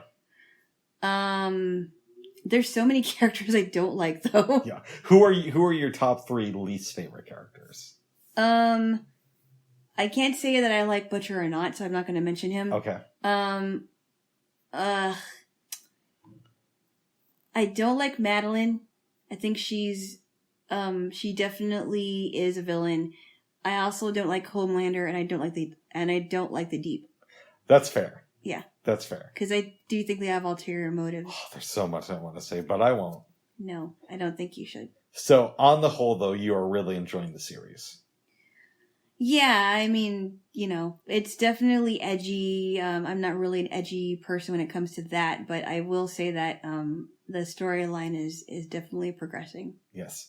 I am, I feel a little bit conflicted because the next episode they go to Belief Fest. Mm-hmm. And there's a little bit of questionable things said about Christianity.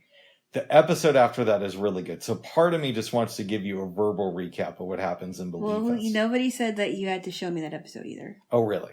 No. The episode after that, I think you're really going to enjoy. Okay. Maybe I'll just give you a recap of that episode then. That's fine because, I don't have to see everything. Oh. That would probably be the only episode we'll skip in the series, though. Okay. If we do skip it. But I wanted to let you know, so it's because I can deal with the anti-Christian stuff because my faith is so strong, but I don't know if you can. That's a laugh. A laugh, if anything. No, my faith, babes. Because even though I'm a big Bible person, no, you're there's not. Still a little bit of room for gentle living. Bubs. What? Come on. What? Come on. Come on now. I've been to churches. You're pulling before. my leg. Yeah, I've been to churches before. But yeah, you've been to churches, but I think that your understanding of the Christian faith is unfortunately very skewed. Oh. Well, I'm just saying, Mm-hmm. It is what it is. Maybe I'll just give you a recap. I'm leaning in that direction. I mean, yeah, if you really feel like I shouldn't watch it, then you don't have to show it to me. I'm okay with it. Yeah, I think it might be a little bit too anti-Christian-y for you. Although I think you've gotten better at watching stuff that challenges your beliefs since we got together. Yeah, but I haven't changed them, you see. No, but I think you've gotten better at watching that stuff. What do you think? Do you think that... I personally don't need to see it. No, but overall, I'm not asking about that specific episode. Yeah. Do you think that I've helped you become better at watching different points of view in movies? I think it's challenged my way of looking at people and motives. I don't know that it's I don't know if it's challenged me on looking at different points of view. Maybe it has a little bit, because I think we should always look at people's points of view even if they are different. Yeah. But we also should learn how to be critical of that too. Nice. I hope it didn't just sound as I'm fishing for a compliment, but as I said the words, I'm like, oh, that totally is what it sounded like. Right. No. That's okay. Babes, I just feel so unloved all the time, so. Unloved? Yeah, I'm always searching for love. Oh my goodness. Yes. Well, you don't feel unloved by me, do you? I feel unloved by everybody, but I feel closer to being loved by you. Oh. No, I feel loved. Okay. Yes, I just kissed your hand. Oh. Well, good. I'm glad. That's very sweet. Yes, I'm glad you enjoyed the episode. Yeah, but it was very, very disturbing. Oh, I remember what I wanted to ask you about this. What's that? What does this episode teach us about how governments justify getting into wars? Where are you going with this? Well, Homelander lied about what happened with the plane. Mm-hmm. And he uses it to try to sell the idea of the soups getting into the military.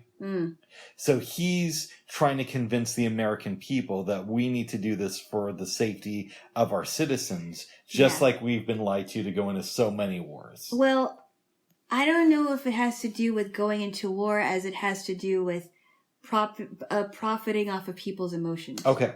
Okay, do you know what I mean? I hear what you're saying. Yeah. When he's using a tragedy like a plane crash to sell their pitch on superheroes being in the military, that's when I draw the line there. Okay, should they be in the military because of what Homelander is pitching? Because they don't know anything about the corruption of the Seven. True. And he's using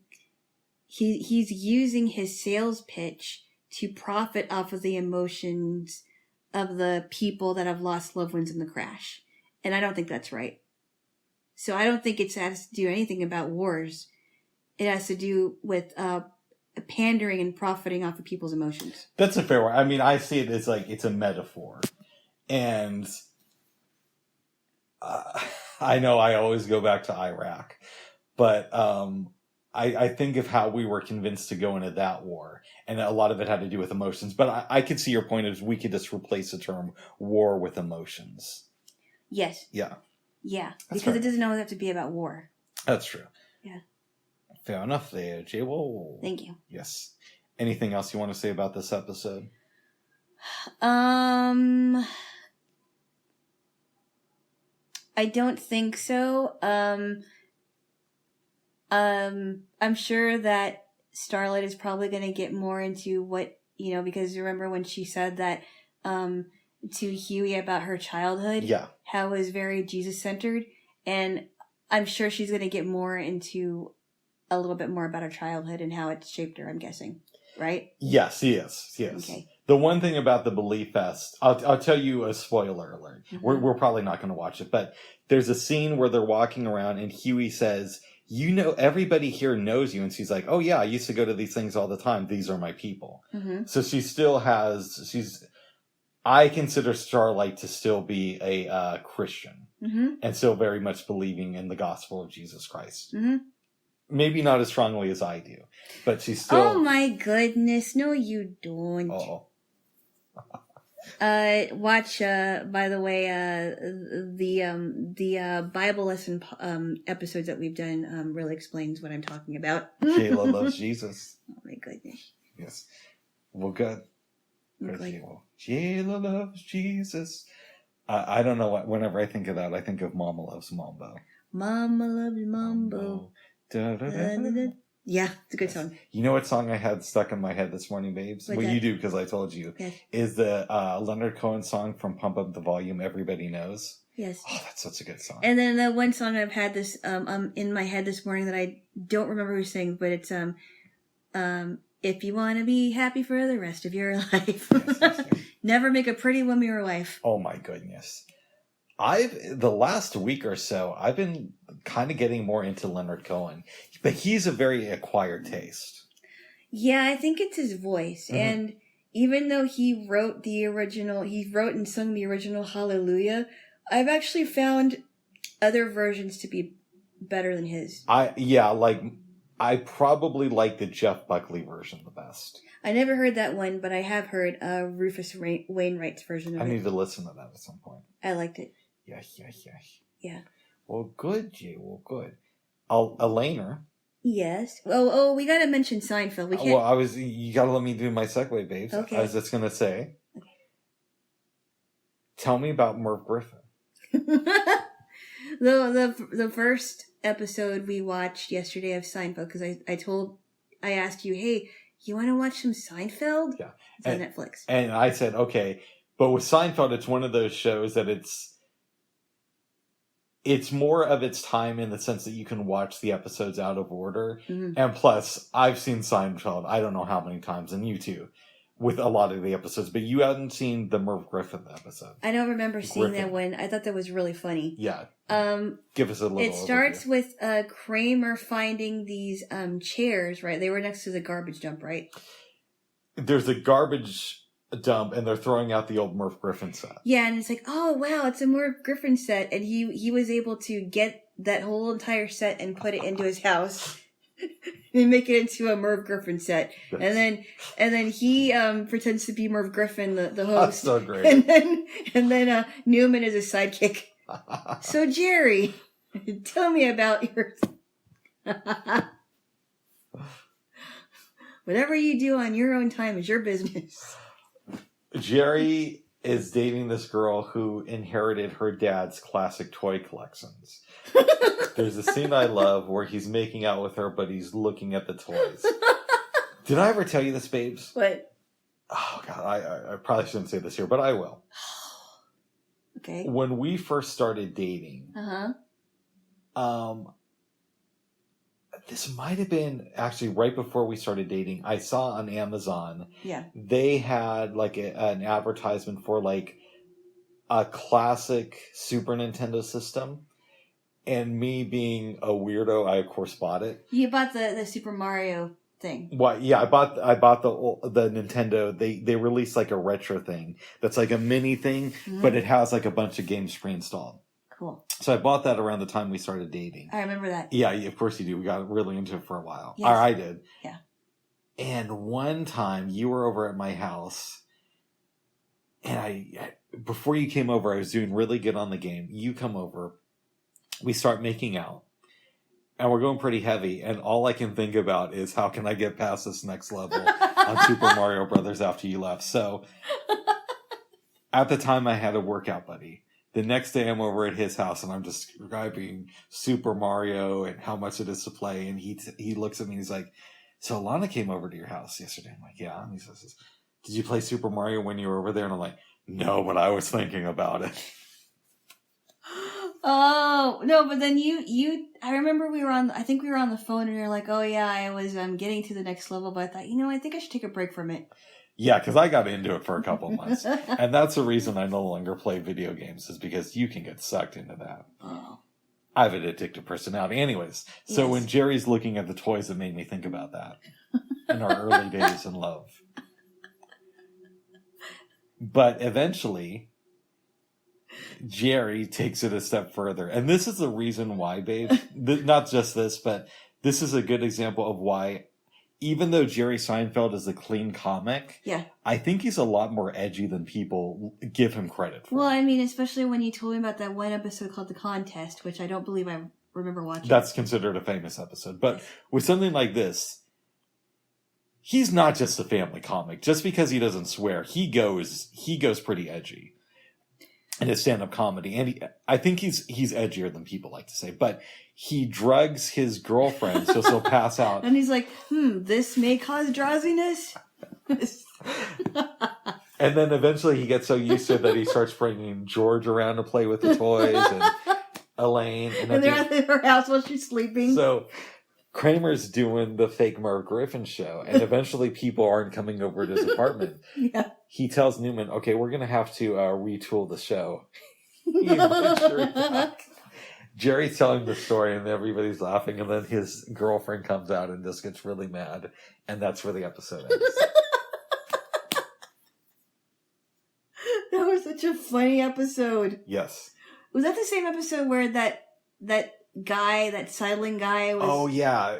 Who invades Elaine's space. Yes. That's a great... Was that the next one we watched? I don't remember. I think that was the next one we watched. That was the one where she gives him okay, we gotta talk about that one. Tell me.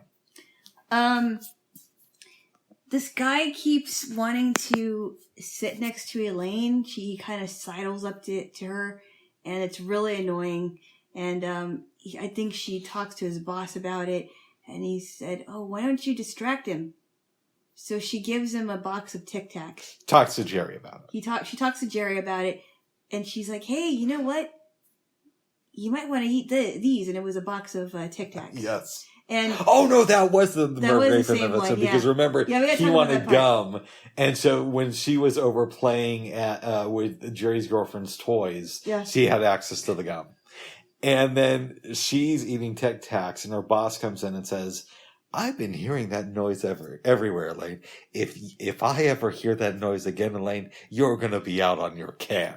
I love the way that dude. You're gonna be out on your can. Yeah, so she's looking for the guy with the Tic Tacs. And then what about the other part of the episode where George's girlfriend thinks he's a butcher because he ran over some pigeons? Was that episode? Or was it the other one? I think it might have been the other one. Okay. I don't even remember. Sometimes the show just goes into itself, and it feels like one continuous But we did show. we watched 2 episodes. We also watched The Summer of George. That one was great. Yes. Instead of saying everything that happened, let's just talk about the fact that Jerry is. Oh God! But then there's the Tony thing. Jerry invites this waitress out to the Tonys. That was the other one. Yes. Mm-hmm. And he finds out that she has a live-in situation. And it's implied that they're in a relationship. Also. Heavily implied. Heavily implied. Eventually, she dumps that one dude for Jerry, but Jerry's getting really exhausted, so he has George help out because George just got fired from the Yankees, but they're giving him a nice severance package, so he has 3 months, and he's calling it the Summer of George. George buys these fancy invitations for Jerry's girl. Mm-hmm. He runs upstairs to answer the phone, but he drops an envelope and doesn't know it. So as he's walking back downstairs, George slips on the envelope. and the episode ends with him at the doctor. And the doctor saying, with a lot of hard work and a little bit of luck, we think that maybe one day you'll be able to walk again. And Jerry and the gang just leaves him at the hospital. And it's like he broke more than what happened. What do you think makes Seinfeld such a great show? Because so much of it is unrealistic, and yet it still works. Well, because a lot of people have said, well, it's a show about nothing, but you can make something funny out of nothing if you really try. No, but people just say that because it's something fun to say. No, but you do. No, but literally, like, you know, when you see the clips of, why do you think blah, blah, blah, blah, blah, blah, and we never think about that, right? Mm-hmm. And Jerry Seinfeld is really good about taking the ordinary and making everybody think, well, why do we do that? Yeah. What do you think about, like people putting their feet out the window? Yeah. Or whatever it is, and it's funny. He knows how to make it funny. Like, I don't remember seeing this episode, but he did an episode about blindness. That's I didn't know that. Yeah, and he also made an episode about guys having shrinkage after they come in from the cold. That was a good one. I never saw that one.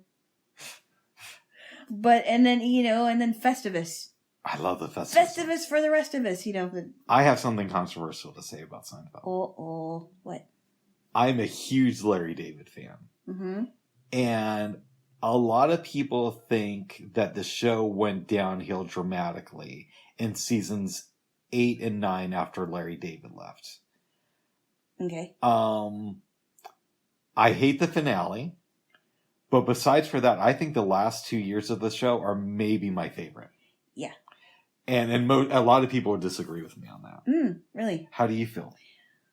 Well, I really can't say because I don't believe I watched every single episode of every single season. Mm-hmm. So I haven't either. There are some gaps in the episodes that I watched and the episodes that I watched and the episodes that I didn't watch. So I really don't have any comment on that one. Yes. Your phone keeps going off. I know. I'm getting texts. Oh. Yeah. I hope I don't have anything to worry about there. No. It's not. No. Yes. Well, good. No, nothing you have to worry about. Okay, good. Mm-hmm. Very good there, Jay. Well, very good there. Yeah. Yeah, it's a great show. What else can I say? It's one of the best sitcoms ever. Yeah, and I like, even though Jerry and Elaine had this history, they still, they make it work where they're still friends, and he doesn't get in the way of who she's dating, and she doesn't get in the way of who he's dating, and then how Kramer comes up with these weird ideas. Yeah. The Merv Griffin show in his house. That's great. That's great. Yeah. Yes. That chair smells like garbage. I like Newman's line. I forgot somebody said something, and then Newman's like, "This segment stinks more than these chairs."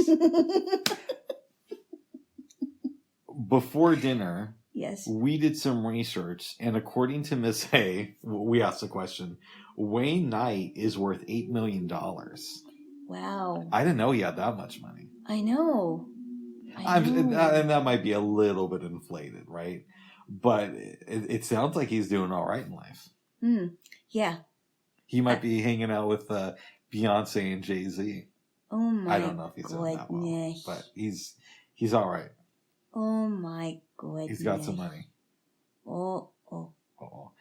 Has he ever been the star of a show, babes?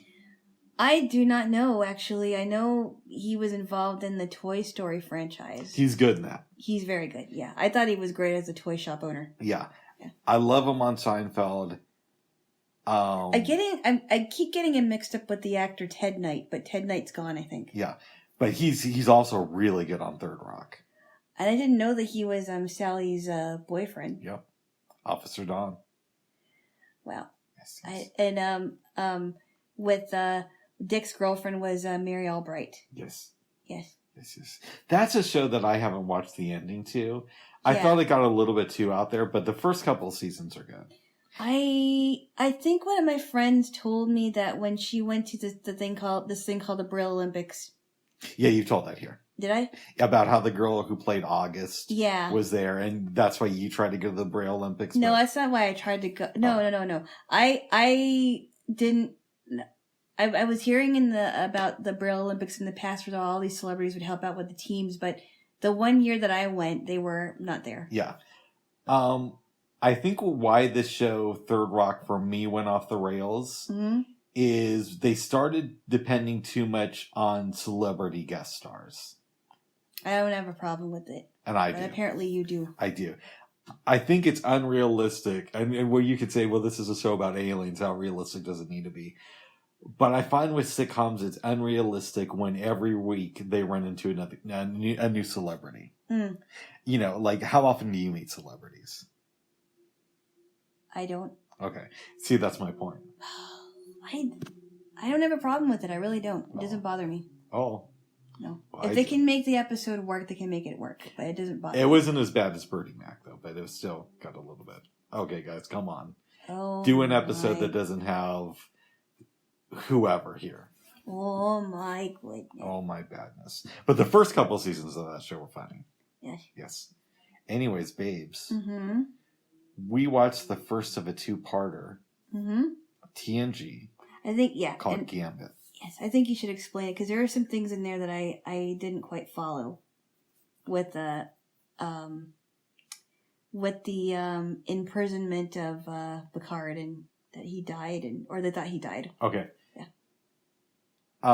I really like this two-parter, but it's a little bit off-brand for TNG, and I think those are the episodes I most enjoy that show. Mm. It starts off.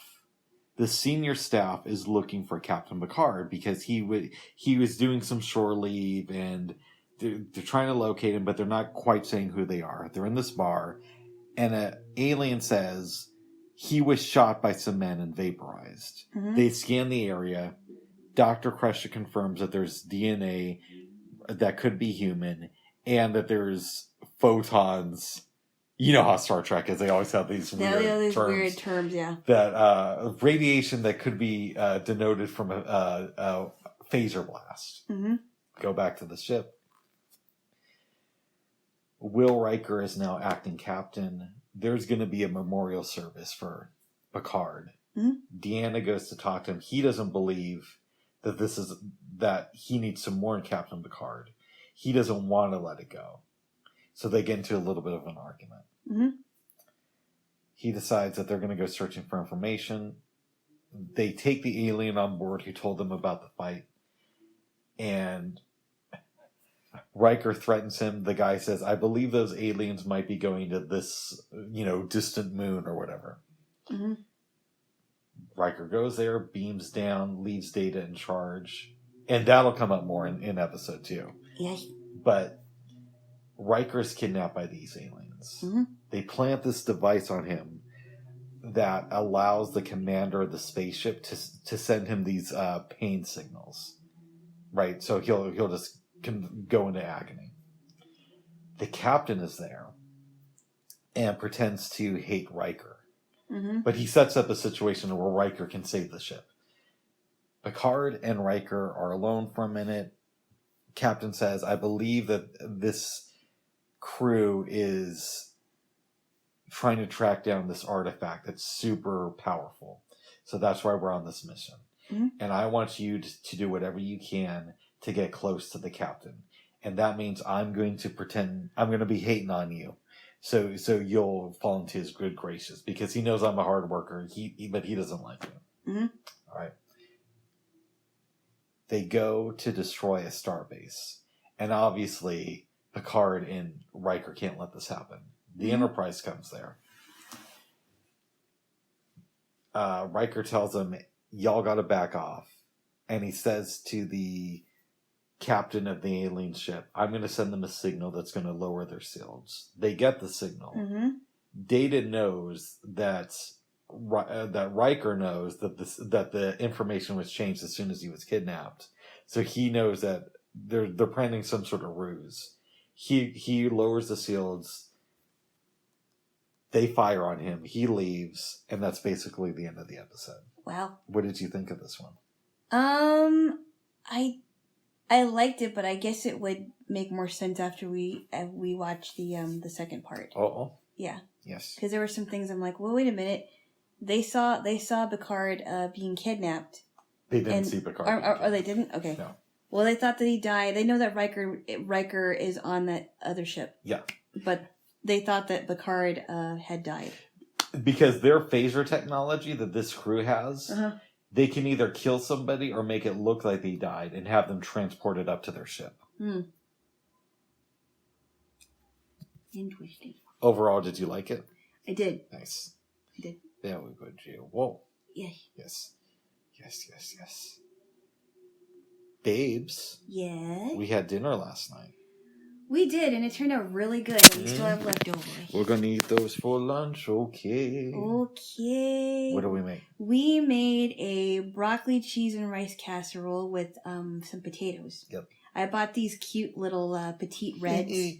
Cute. I think they were petite reds. Yes. In fact, I'm going to use some of them this week. Nice. And they turned out really good, and I love that the texture of their potato skins. Good stuff, babes. Very cute, yeah. Yes. Very cute. Yes. Mm-hmm. And then what? we watched 2 movies last night. Yes, we did. Wayne's World, which of course we have seen before. We have. And Sabrina from 1954. Sabrina. Which I was a big fan of growing up, but you had never seen Sabrina. I have never... Sabrina. Not Sabrina. Sabrina? It's a Sabrina. Sabrina. For those of you who don't know what that's about, watch the BoJack Horseman Christmas special. Yes, everybody knows BoJack Horseman is probably the best TV show within the last 10 years. Everybody knows that. Unless you haven't seen the show. Everybody and who? Who's everybody? Everybody except for the people who never made it past the first season. Because the first season is very hit and miss, but then it just gets amazing. Oh, goodness. But anyways, we watched Wayne's World and Sabrina. Would you like to give the recap of Wayne's World? And I'll talk about Sabrina. So Wayne's World, the premise of Wayne's World, obviously, if you haven't watched it, you really should. Already time. It came out in 92, 93, I think. Somewhere around there. Wayne Campbell and Garth Algar, played by the great Dana Carvey. He's so great. He is so funny. Yes. And then Wayne, played by Mike Myers. Yes. I thought they were so great together. Oh, yeah. And they had this cable access show, and it starts off with Benjamin Kane and his girlfriend, and Benjamin Kane being played by Rob Lowe, watching the show on TV, and he wants to make a profit off of it. Yes. Go on, please. He is working with a guy, Noah, who runs Noah's Arcade, which is very big in the Chicago area. Yes. This movie is based. Yes. And he talks to his partner, Russell, and says, I think we got something we can sell to Noah. Come to Noah's Arcade. It's hip. It's the rap. Come to Noah's Arcade. It's hip. It's fresh. It's Noah's Arcade. Or Yeah. Something like that. Yeah. While Wayne is holding up the sign, says, "This man has no penis." And other things, right? Yeah. But we'll get there when we get there. We will get there. That's a funny scene. I don't want to give everything about this movie away, so I'll make it a quick recap. Okay. They sell the show for $5,000, At first, Benjamin is starting to relate to them. They go off, see Alice Cooper, come back, and by now, Wayne has fallen in love with this Cantonese woman, Cassandra, who's played by Tia Carrere, who is a Christian like myself, and is from Hawaii. Okay. It's always good to see somebody of the faith in a movie. Oh my goodness, Bubs. What else? You know what? I didn't know I couldn't talk about my faith here. Faith, schmaith, you don't have a faith. Oh my goodness. Anyways, so Rob Lowe, excuse me, babes, Rob Lowe also agrees to help out Cassandra get a music video done. The show falls apart because part of the deal is Wayne has to do a weekly segment with Noah from Noah's Arcade, who's this older guy. Yep. And we've already established he wrote some stuff on the cue cards making fun of him. He's fired from the show. Yeah. Garth is left to host. That doesn't go too well. They get into a huge argument. He's upset with Cassandra because he thinks that Rob Lowe is poking her. Yeah, he thought that they were having some kind of a relationship behind his back. AKA, that means yeah. Okay. Okay, babes. Oh, no. Cassandra gets pissed off. She goes to shoot the music video. Wayne conspires with his friends to get this record producer guy to watch the music video. He goes to the set, makes a fool of himself, but she loves him anyway. Yeah. Her music gets seen on a special edition of Wayne's World. Yeah. I guess it wasn't a video, it was a live performance. Yeah. You know what I mean. Yes. I'm dyslexic. Yeah. We both are. No, I'm not. The record executive sees it and says this isn't the right time. She gets upset. We find out that his ex-girlfriend Stacy, who's been stalking him throughout the movie, is pregnant. Yeah. The place burns down and Garth dies. And Rob Lowe gets the girl. Now, what did you think of this movie? No, hold on. Let me explain this a little bit. That was an alternative ending because he said, we're not going to end the movie like that. Oh yeah, and then what happens is he gets a deal, and we find out that Rob Lowe is really an old man who almost got away with it if it wasn't for the kids. So what did you think of this ending? And what does it say about how young people can be fooled by an old man wearing a mask? Oh, of course they could be. Yes. But I don't know that Noah really knew about what kids really liked in arcades. That's not what we're talking about. I know. Okay. Did it end another? That's the ending, right? That was the alternative ending than Garth dying in the fire. Yes. Oh, then there was a third ending, the super happy ending. Okay. Where everybody sings at the end and is super happy. Wayne's World. I thought the second one was better. Than the third ending. I like the first ending, and I think it would have been interesting if they would have ended it that way. Now I thought so. Stacy was really crazy in the movie, but I thought it was funny when Garth's like, "Forget about him. Go find somebody else." Okay, move on. Go find somebody else. Okay, got it. And then she makes out with that guy in front of him and Cassandra, and they fall through the roof of the place. I want to talk a little bit about perception. Okay. The last time I saw this movie, I was, 11 or 12. Uh-huh. It was a great movie. I saw it many times. Yes. I always looked at Rob Lowe as the villain. Uh-huh. But when we watched it again, people are going to be hating. Okay. I actually liked Rob Lowe more than I liked Wayne. Why? Well, okay, so he buys the show from them.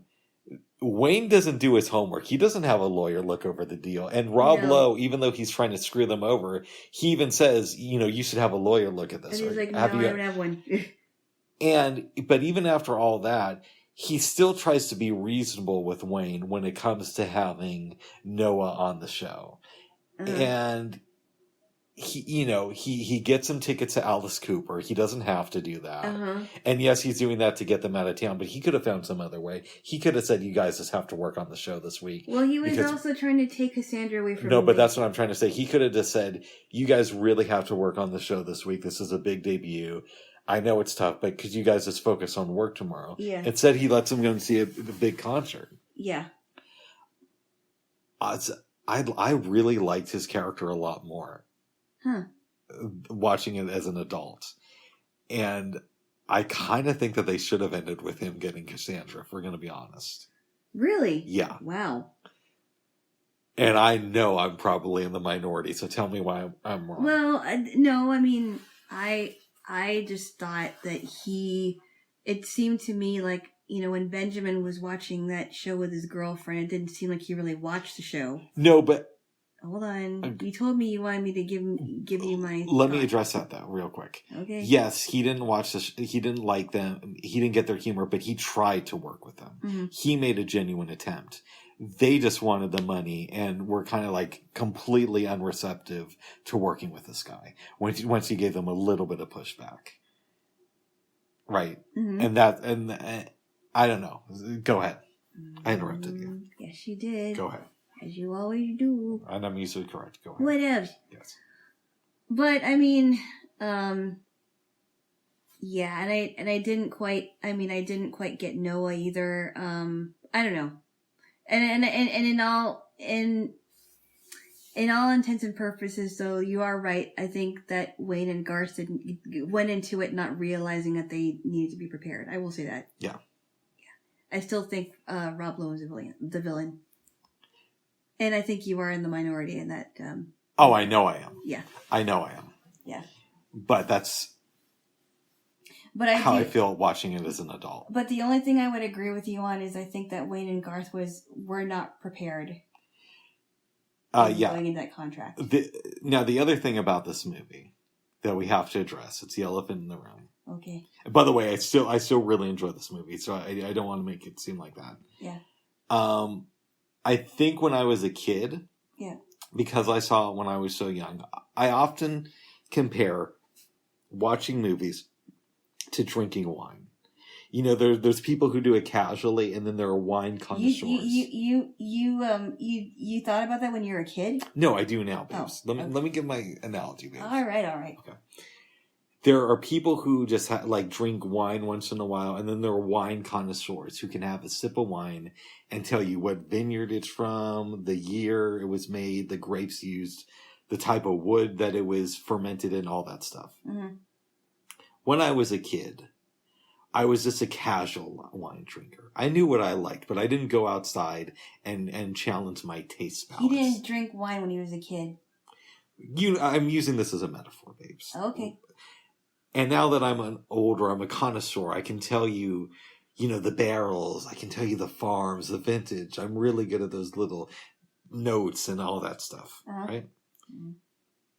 So, yeah, it was cool being 10 and watching a movie where they break the fourth wall and have 3 different endings. But as an adult, now I know that's very lazy writing, and it messes too much with the reality of the movie. So I think because of that, I have less appreciation for the way this movie ended. Okay. With the 3 different endings. Okay. It worked as a kid, but as an adult, I don't like that. Oh. What do you think of what I just said? And about how they're always talking to this camera. I honestly think I guess I disagree with you because I'm not a movie connoisseur as much as you are. Mm. But I think I like the alternative ending just because it's like, well, you can choose which one you want. How did you feel about them talking to the camera throughout the movie? That was kind of strange, but that took me out of it. I mean, it didn't take me out of it like it would with you, but it, I just figured that's what they were going to do for the movie. Mm. It didn't really bother me or, Interesting. It's still a good movie. And it made me laugh a lot. It's fun. It's fun. I'd give it a strong 7. Same here. Yes.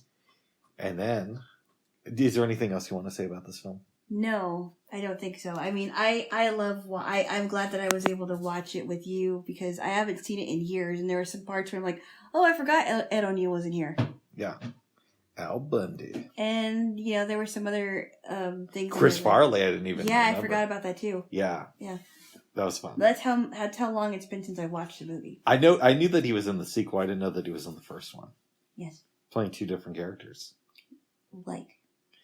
Good on him, there, Jaylo. Good on him. Then, I watched Sabrina. Okay, we both watched Sabrina, but... Alana saw a couple scenes. Oh, it wasn't just a couple scenes. I won't be able to give the recap because there were times where I was very, very exhausted. I heard some snoring. Oh my goodness! Do you have to mention it all the time? Sorry, but stop. No. I have reason to get you on that one. We're doing tickle. Tickle tool. Okay. Okay. All right. So let me give the recap of Sabrina. Sabrina. It's a Sabrina. All right. Not Sabrina. This isn't BoJack Horseman. And I'll make this fairly quick. Okay. There's this super rich family named the Laramores? The Larrabees. Larrabees. I remember that. Larrabees. Two sons are Linus and David. Mm-hmm. Linus is played by Humphrey Bogart, and David is a young William Holden. Yep.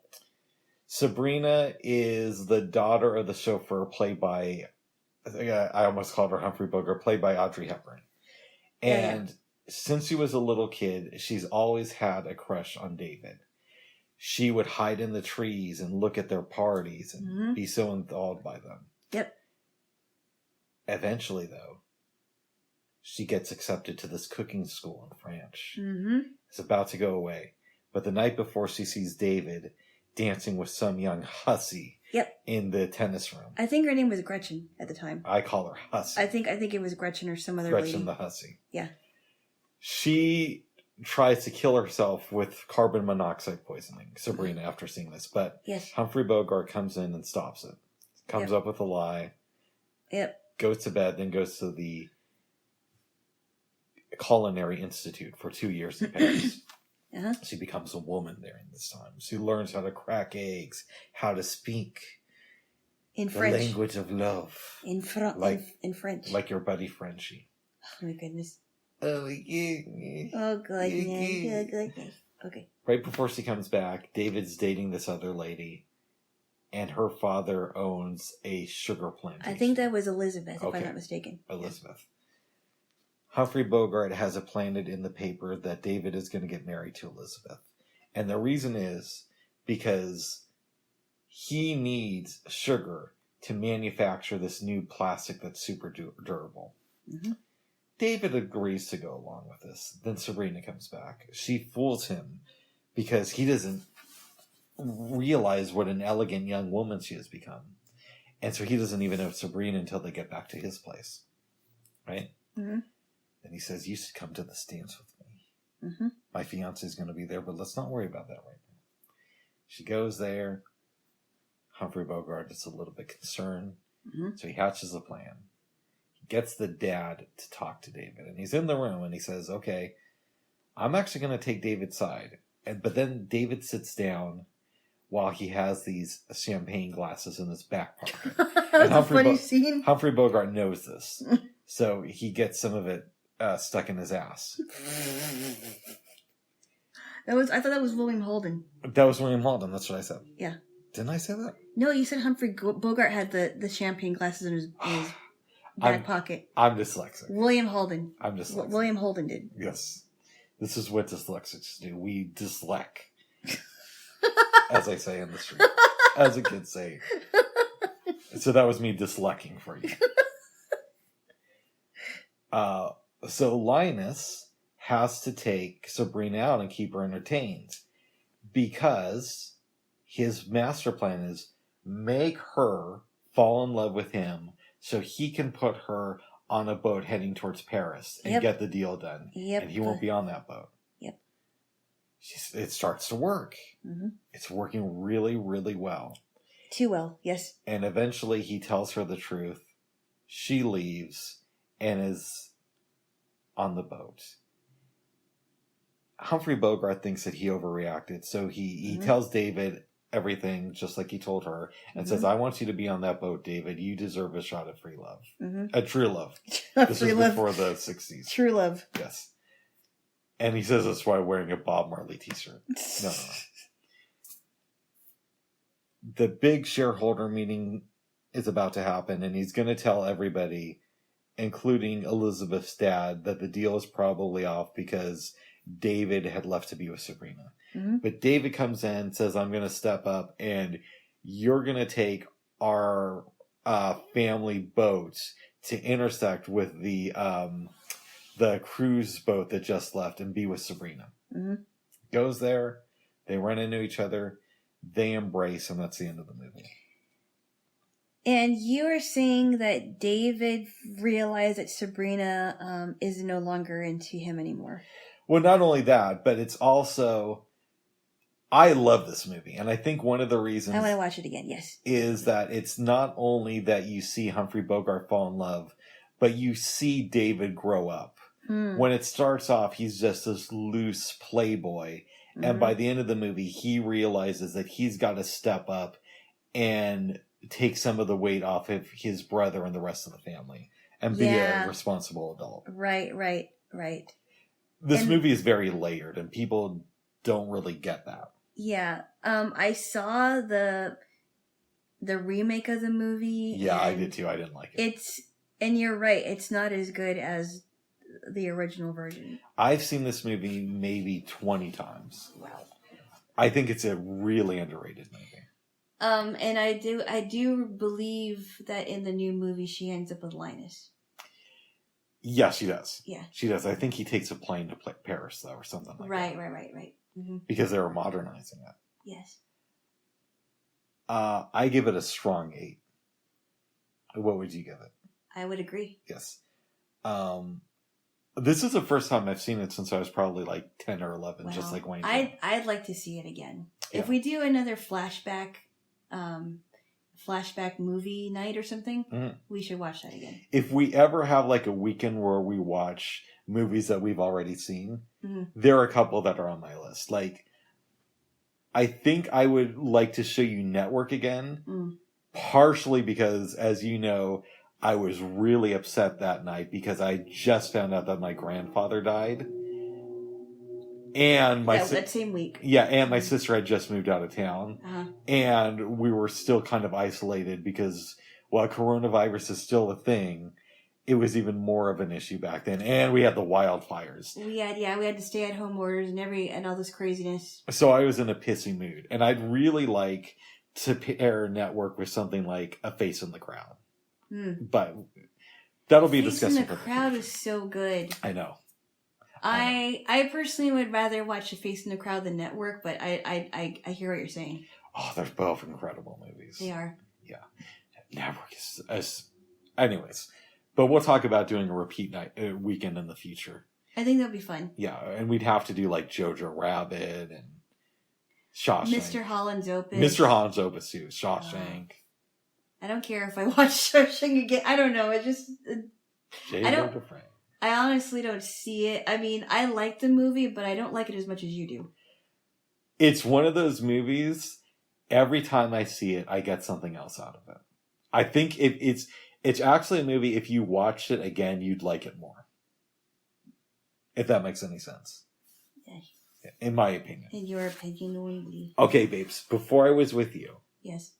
I'm going to talk about it next. Okay. This is related to Shawshank, by the way. All right. Rick has been with some women. I'm talking about myself in the third person. And one night, can you plug your ears for a second?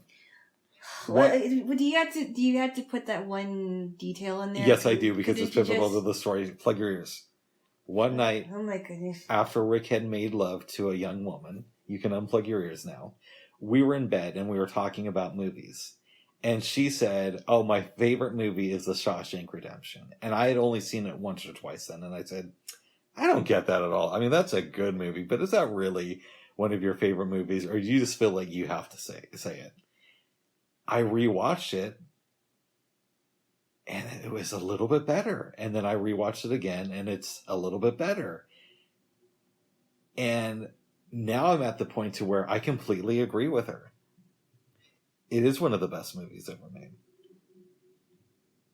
Okay, well, that's enough time talking about one of my conquers, I guess, or one of my, You're right, babes. How you feeling? You're not saying anything, which makes me concerned. No, I just. The point of the story is, babes. Every time you talk about girls in beds, it just makes me a little bit cringe. Point of story is, babes. It's one of those movies that gets better the more you see it. I guess I could have said that without talking about. No, you didn't have to A talk about the conquest. bed. But Okay, honestly. You could have just said, "Oh yeah, I was my ex, and she said this," and you didn't have to mention it. I wanted to make a point, babes. You didn't have to make it like that. That's the way I make points. That's what you get when you're with Wes, you know where. You love Wes, you know where. All right, well, you need a kiss then. And then we'll get back to Sabrina. Because you do. Give me a kiss. Why? Because you want a kiss. I do? Yeah. Okay. All right, Jaylo. Okay. How much of the movie did you see last night? Well, I couldn't tell you because I was kind of going in and out of consciousness. Mm-hmm. But there were parts that I do remember. When I remember that she sang a French song that I think it's called La Viole Rose or whatever. But I recognize that theme, and it was a theme that was going throughout the whole movie. And yes. I also remember that one part when Humphrey Bogart Linus's character said, "I'm not going with you on the boat. I'm not going with you to Paris. I'm sending you to Paris." Yeah. And I was like, "Oh wow." What's so interesting to me is Humphrey Bogart has really good chemistry with Audrey Hepburn. Yes. And in real life, they hated each other's guts. Right, and I'm glad you mentioned it because 3 of them didn't like each other, correct? No. Audrey Hepburn and William Holden almost became a couple in real life. Yeah. But the rumor is that he was already married and he had had a vasectomy a year earlier. And at that point, you couldn't really reverse them like you can now. Yeah. And she really wanted kids, so she dumped his ass.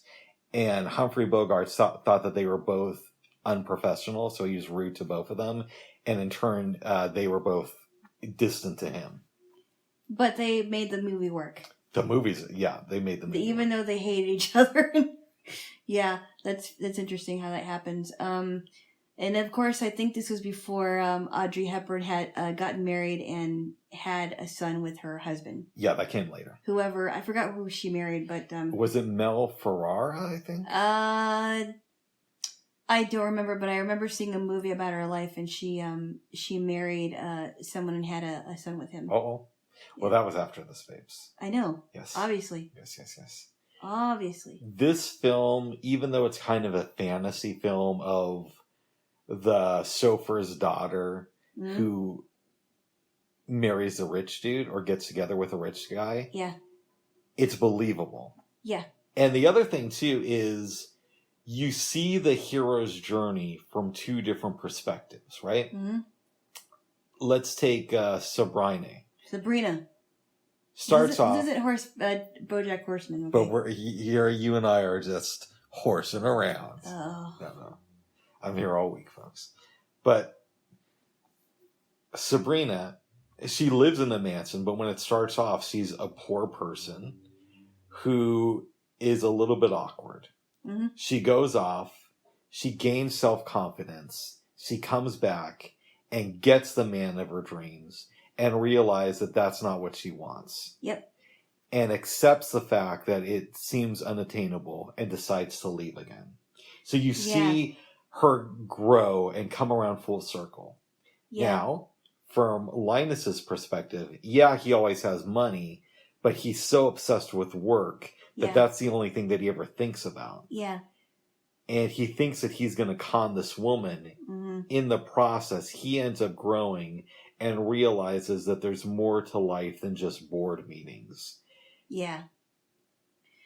And we have already established that we saw growth in David William Holden's character. Well, I thought when you mentioned about which Sabrina didn't get what she wanted because she had this idea of what it would be like to be with David. She thought she wasn't going to get what she wanted. But she ended up getting what she needed. That's what I was trying to say, but she interrupted me. Go ahead.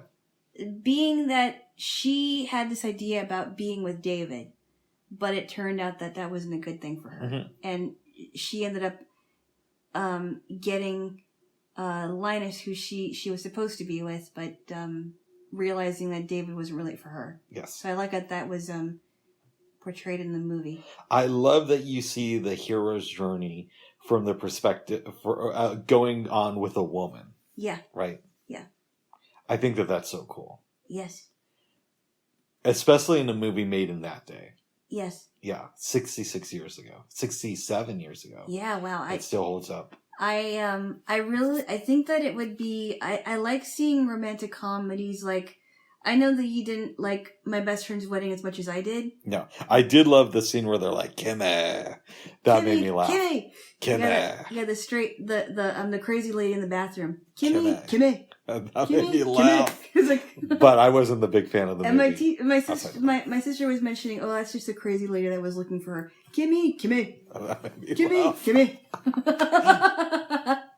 But I like that it wasn't, because she was so trying to get Dermot Mulroney's character, because she felt like she had a right to be with him. Yeah. Because she was with him for so long. And coming to find out that he really was in love with Cameron Diaz's character, and she didn't get what she wanted. Yes. And she had to leave that behind. I did like that she didn't get the guy at the end. Julia Roberts. At the same time, I think I saw this when I was about 17, 18 years old.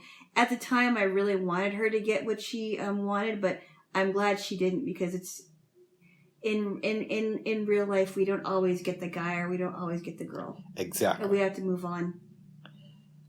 I don't want to go too deep into character analysis with Sabrina. Yeah. Just because I kind of feel like even though I didn't ask a lot of questions, yeah, I kind of took the lead and covered that. Yeah. By talking about how these characters grow through the movie. Right, exactly. And why it makes it better than just a dumb romantic comedy. Yes. But one question that I have been thinking about. Humphrey Bogart, to the best of our knowledge, he hasn't been with a woman in a while. He's really good at whining and dining Sabrina. Uh-huh. And I want to know what you think that says about how do I want to phrase this? About how good an executive has to be at impressing people.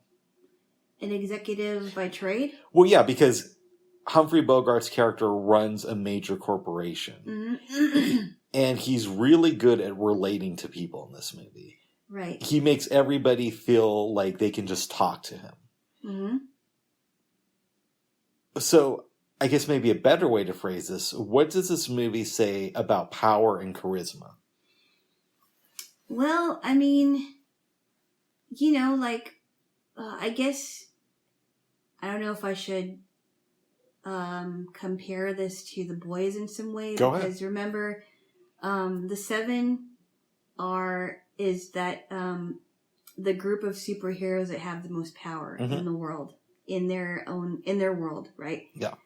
And Homelander, for example, is one of the head heroes. And he's got charisma, but he's abusing his power.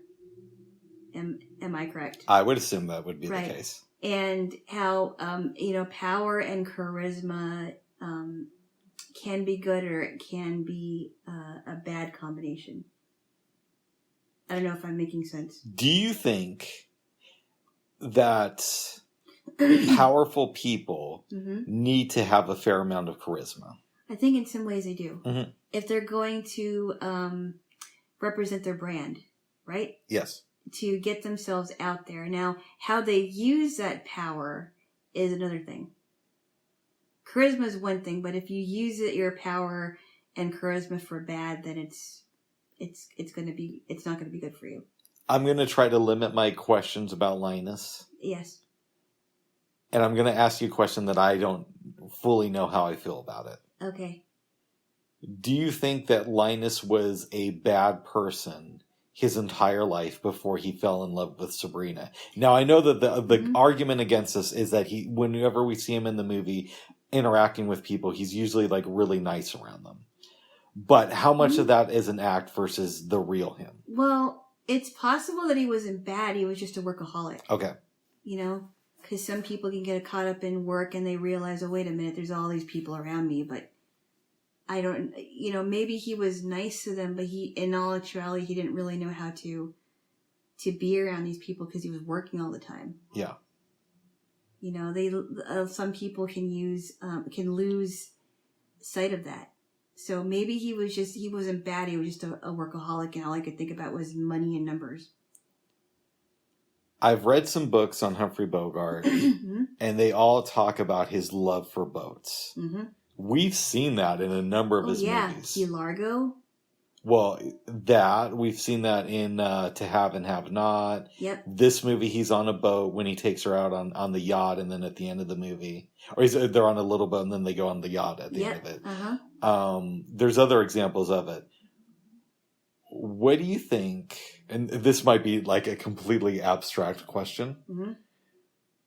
What do you think of Humphrey Bogart's relationships with the sea in relation to his film roles? Wow, I don't know how to answer that. How do you think that's a good question. I'm not sure how to answer that. I don't know. I'm not sure how to even contextualize that, but it seems like, well, he was a star, so he could kind of put things in the script where he had to be on the water back in the day. But it's so interesting. Like, when I think of him now, a lot of it has to do with thinking of him on boats. And I'm not sure how to like really put that all together in my head. Yeah, what was that one? And the African Queen, he's on the ocean almost the entire time. What about that one movie where he was in love with that one crazy lady that was I'm sorry. He the about those two couples, right? What was that movie called? It was funny. We watched it after. I know the one you're talking about. Beat the Devil. Yes. Yeah. Yes, where that crazy woman falls for Humphrey Bogart's character, and he's also on a boat in that movie too. Yeah. I have to think about that more. Yes. Yes. Well, very good, babes. Is there anything else you want to say about Sabrina? Sabrina. Okay. I always liked that name. That is a good name. That was one of the names that I thought of if I really wanted to change my name, that I wanted to change to Sabrina. But you should change it to Sabrine. Sabrine? Drop the No, I don't know. Yeah, I don't know. Yes. But Sabrina is a nice name. It's just not mine. Nice. Yeah. And I like my name now. Well, good, Jaylo. Oh, good. Well, I'm happy for you, babes. Thank you. Would you recommend this movie to anybody? I would, but make sure you're up the whole time. Yes. I'd love to watch it again with you because I really want to watch it when I'm actually awake for the entire movie because I was really tired yesterday. Maybe we'll do a replay weekend sometime. I think we should. We'll watch a bunch of movies that we've seen together, but we thought got short shrift, or that we want to watch again. Right. What might be fun though, babes, if we do a replay weekend, instead of just watching 2 movies and starting after dinner, what if we did 2 days and we start watching movies at 1 in the afternoon and see how long we can take it for, and get 4 or 5 movies in on a day? That's a little much, Bubs. I think that would be fun. But then we have to talk about them the next day too. Not as much though, because we've already talked about them. We could give them a quick mention. Well, let me think about that. Yeah, we're not going to do that next weekend, but we might do that within a month or so. I think that's good. Yeah. Yeah. Yes. I'll think about that. Yes. Jaylo Dufresne. Oh my goodness. I do that a lot, don't I?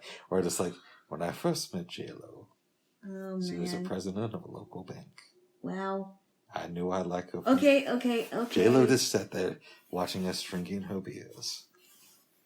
All right, babes. What am I going to do with him? I don't know, babes. You're going to love me. I do. What's your elevator pitch for Sabrina? If you want to see people that hate each other in action who make a really good movie together, watch Sabrina. Nice. What do you think of that? I like it. Oh, isn't that funny how when 2 or 3 artists that really do not like each other can put a project together and then go their separate ways afterwards? Yeah, and it looks like they really get along too. I know, Yeah. but yeah, That's great. mm-hmm. Babes, Yes, did you have any dreams last night? I did not, but I slept really good. I think by the end of last night, I was down for the count. I'm like, I'm gone. I was tired. just like listening to music after you went to bed, and I almost woke you up to do some dancing, but I'm really glad I didn't.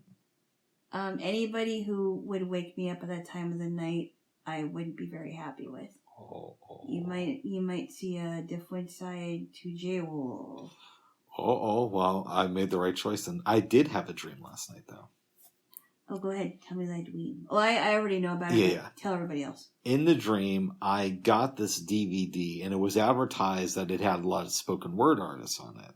And, somebody who did spoken word at a fairly high level, I wanted to see it. So I put it in, and so I've never actually bought a DVD. Mm-hmm. Or, I bought albums where they had like a DVD bonus, but I've never actually just like bought one. So I don't know if this is actually a thing, but I put it in, and on the screen there was a book, and I'm reading this book of poetry, but I'm thinking there's so much more. I turn the DVD over, which I don't know if you actually do in real life. Something tells me you don't, and I put it back in the machine. There was these poets performing. I look on the back of the box for the DVD, and it says also on this is a copy of the movie Slam Nation, which I actually have a copy of anyway. Okay. And I'm like, okay. And I put on the movie Slam Nation. Then I woke up. Yeah. Wow. That'll be good. When we do another documentary weekend, I want to show you Slam Nation. I think it'd be interesting to watch. We got to do another one soon. Okay. Yes. Because I remember in February, we said we were going to do a documentary weekend like every month. And then we just never did that. Well, we did that eventually. Yeah, but we got to do it again. Oh, goodness. Oh, goodness. Oh, goodness. Oh, goodness. Oh, goodness. Yeah. Maybe we'll watch Faces of Death followed by the making of My Little Pony. No. Okay. No, please don't show me that. No. Oh, no. I can't believe you guys. I can't believe you actually watched at 9. I know. Ugh. Some stuff I just can't forget about, but we'll drop that now. No, I think that's a reason why it was banned, right? I don't know that it was banned. I just know that I heard it was. Somebody told me that it was banned in a bunch of different states, but this was when I was 9, so I was inclined to believe that. I don't know if that's true. And how were you guys able to get it and actually, pay for it? Who actually bought the thing? I believe my mom rented it from Movie Madness. Wow. But again, the story is so old that I could have that part wrong. Okay. Or my sister might have had a fake ID. I don't remember, babes. Wow. But we got a copy of it. That's insane. Yeah. Yeah. But that is part of my past, babes. That's right. Yes. Well, good. Is there anything else you want to say? No, I don't think so. But but no, watch those movies are really good. Yep. We got a little bit heated earlier, but that's okay. But we've calmed down, and we don't, our heated debates don't last very long. There's going to be another news exchange coming soon. I don't know about that. Or there won't be. Alana, to recap, will not do drugs to increase her creativity. I've never done drugs. But sometimes when we're doing this, I pretend to. So I come up with these fake stories about me doing drugs. But I'm very clean. And I've never done any substances like that. Because that would be wrong. I don't... But my character says that you should do it for creativity's sake. But only mushrooms and marijuana. Oh my goodness. And I've never done them in real life, so I wouldn't know. Never. Yeah, I can see through that. Okay. Well, you believe what you want to believe. Parts of this podcast are fictionalized. Oh, to protect the innocent? Yes. Okay. But, All right, babes. Anything else you want to say? no. All I have to say is I'm hungry. All right. Stay safe. We will catch you all later. Marjorie Taylor Greene's Nazi. Okay. Stop it. All right. No. Enough more.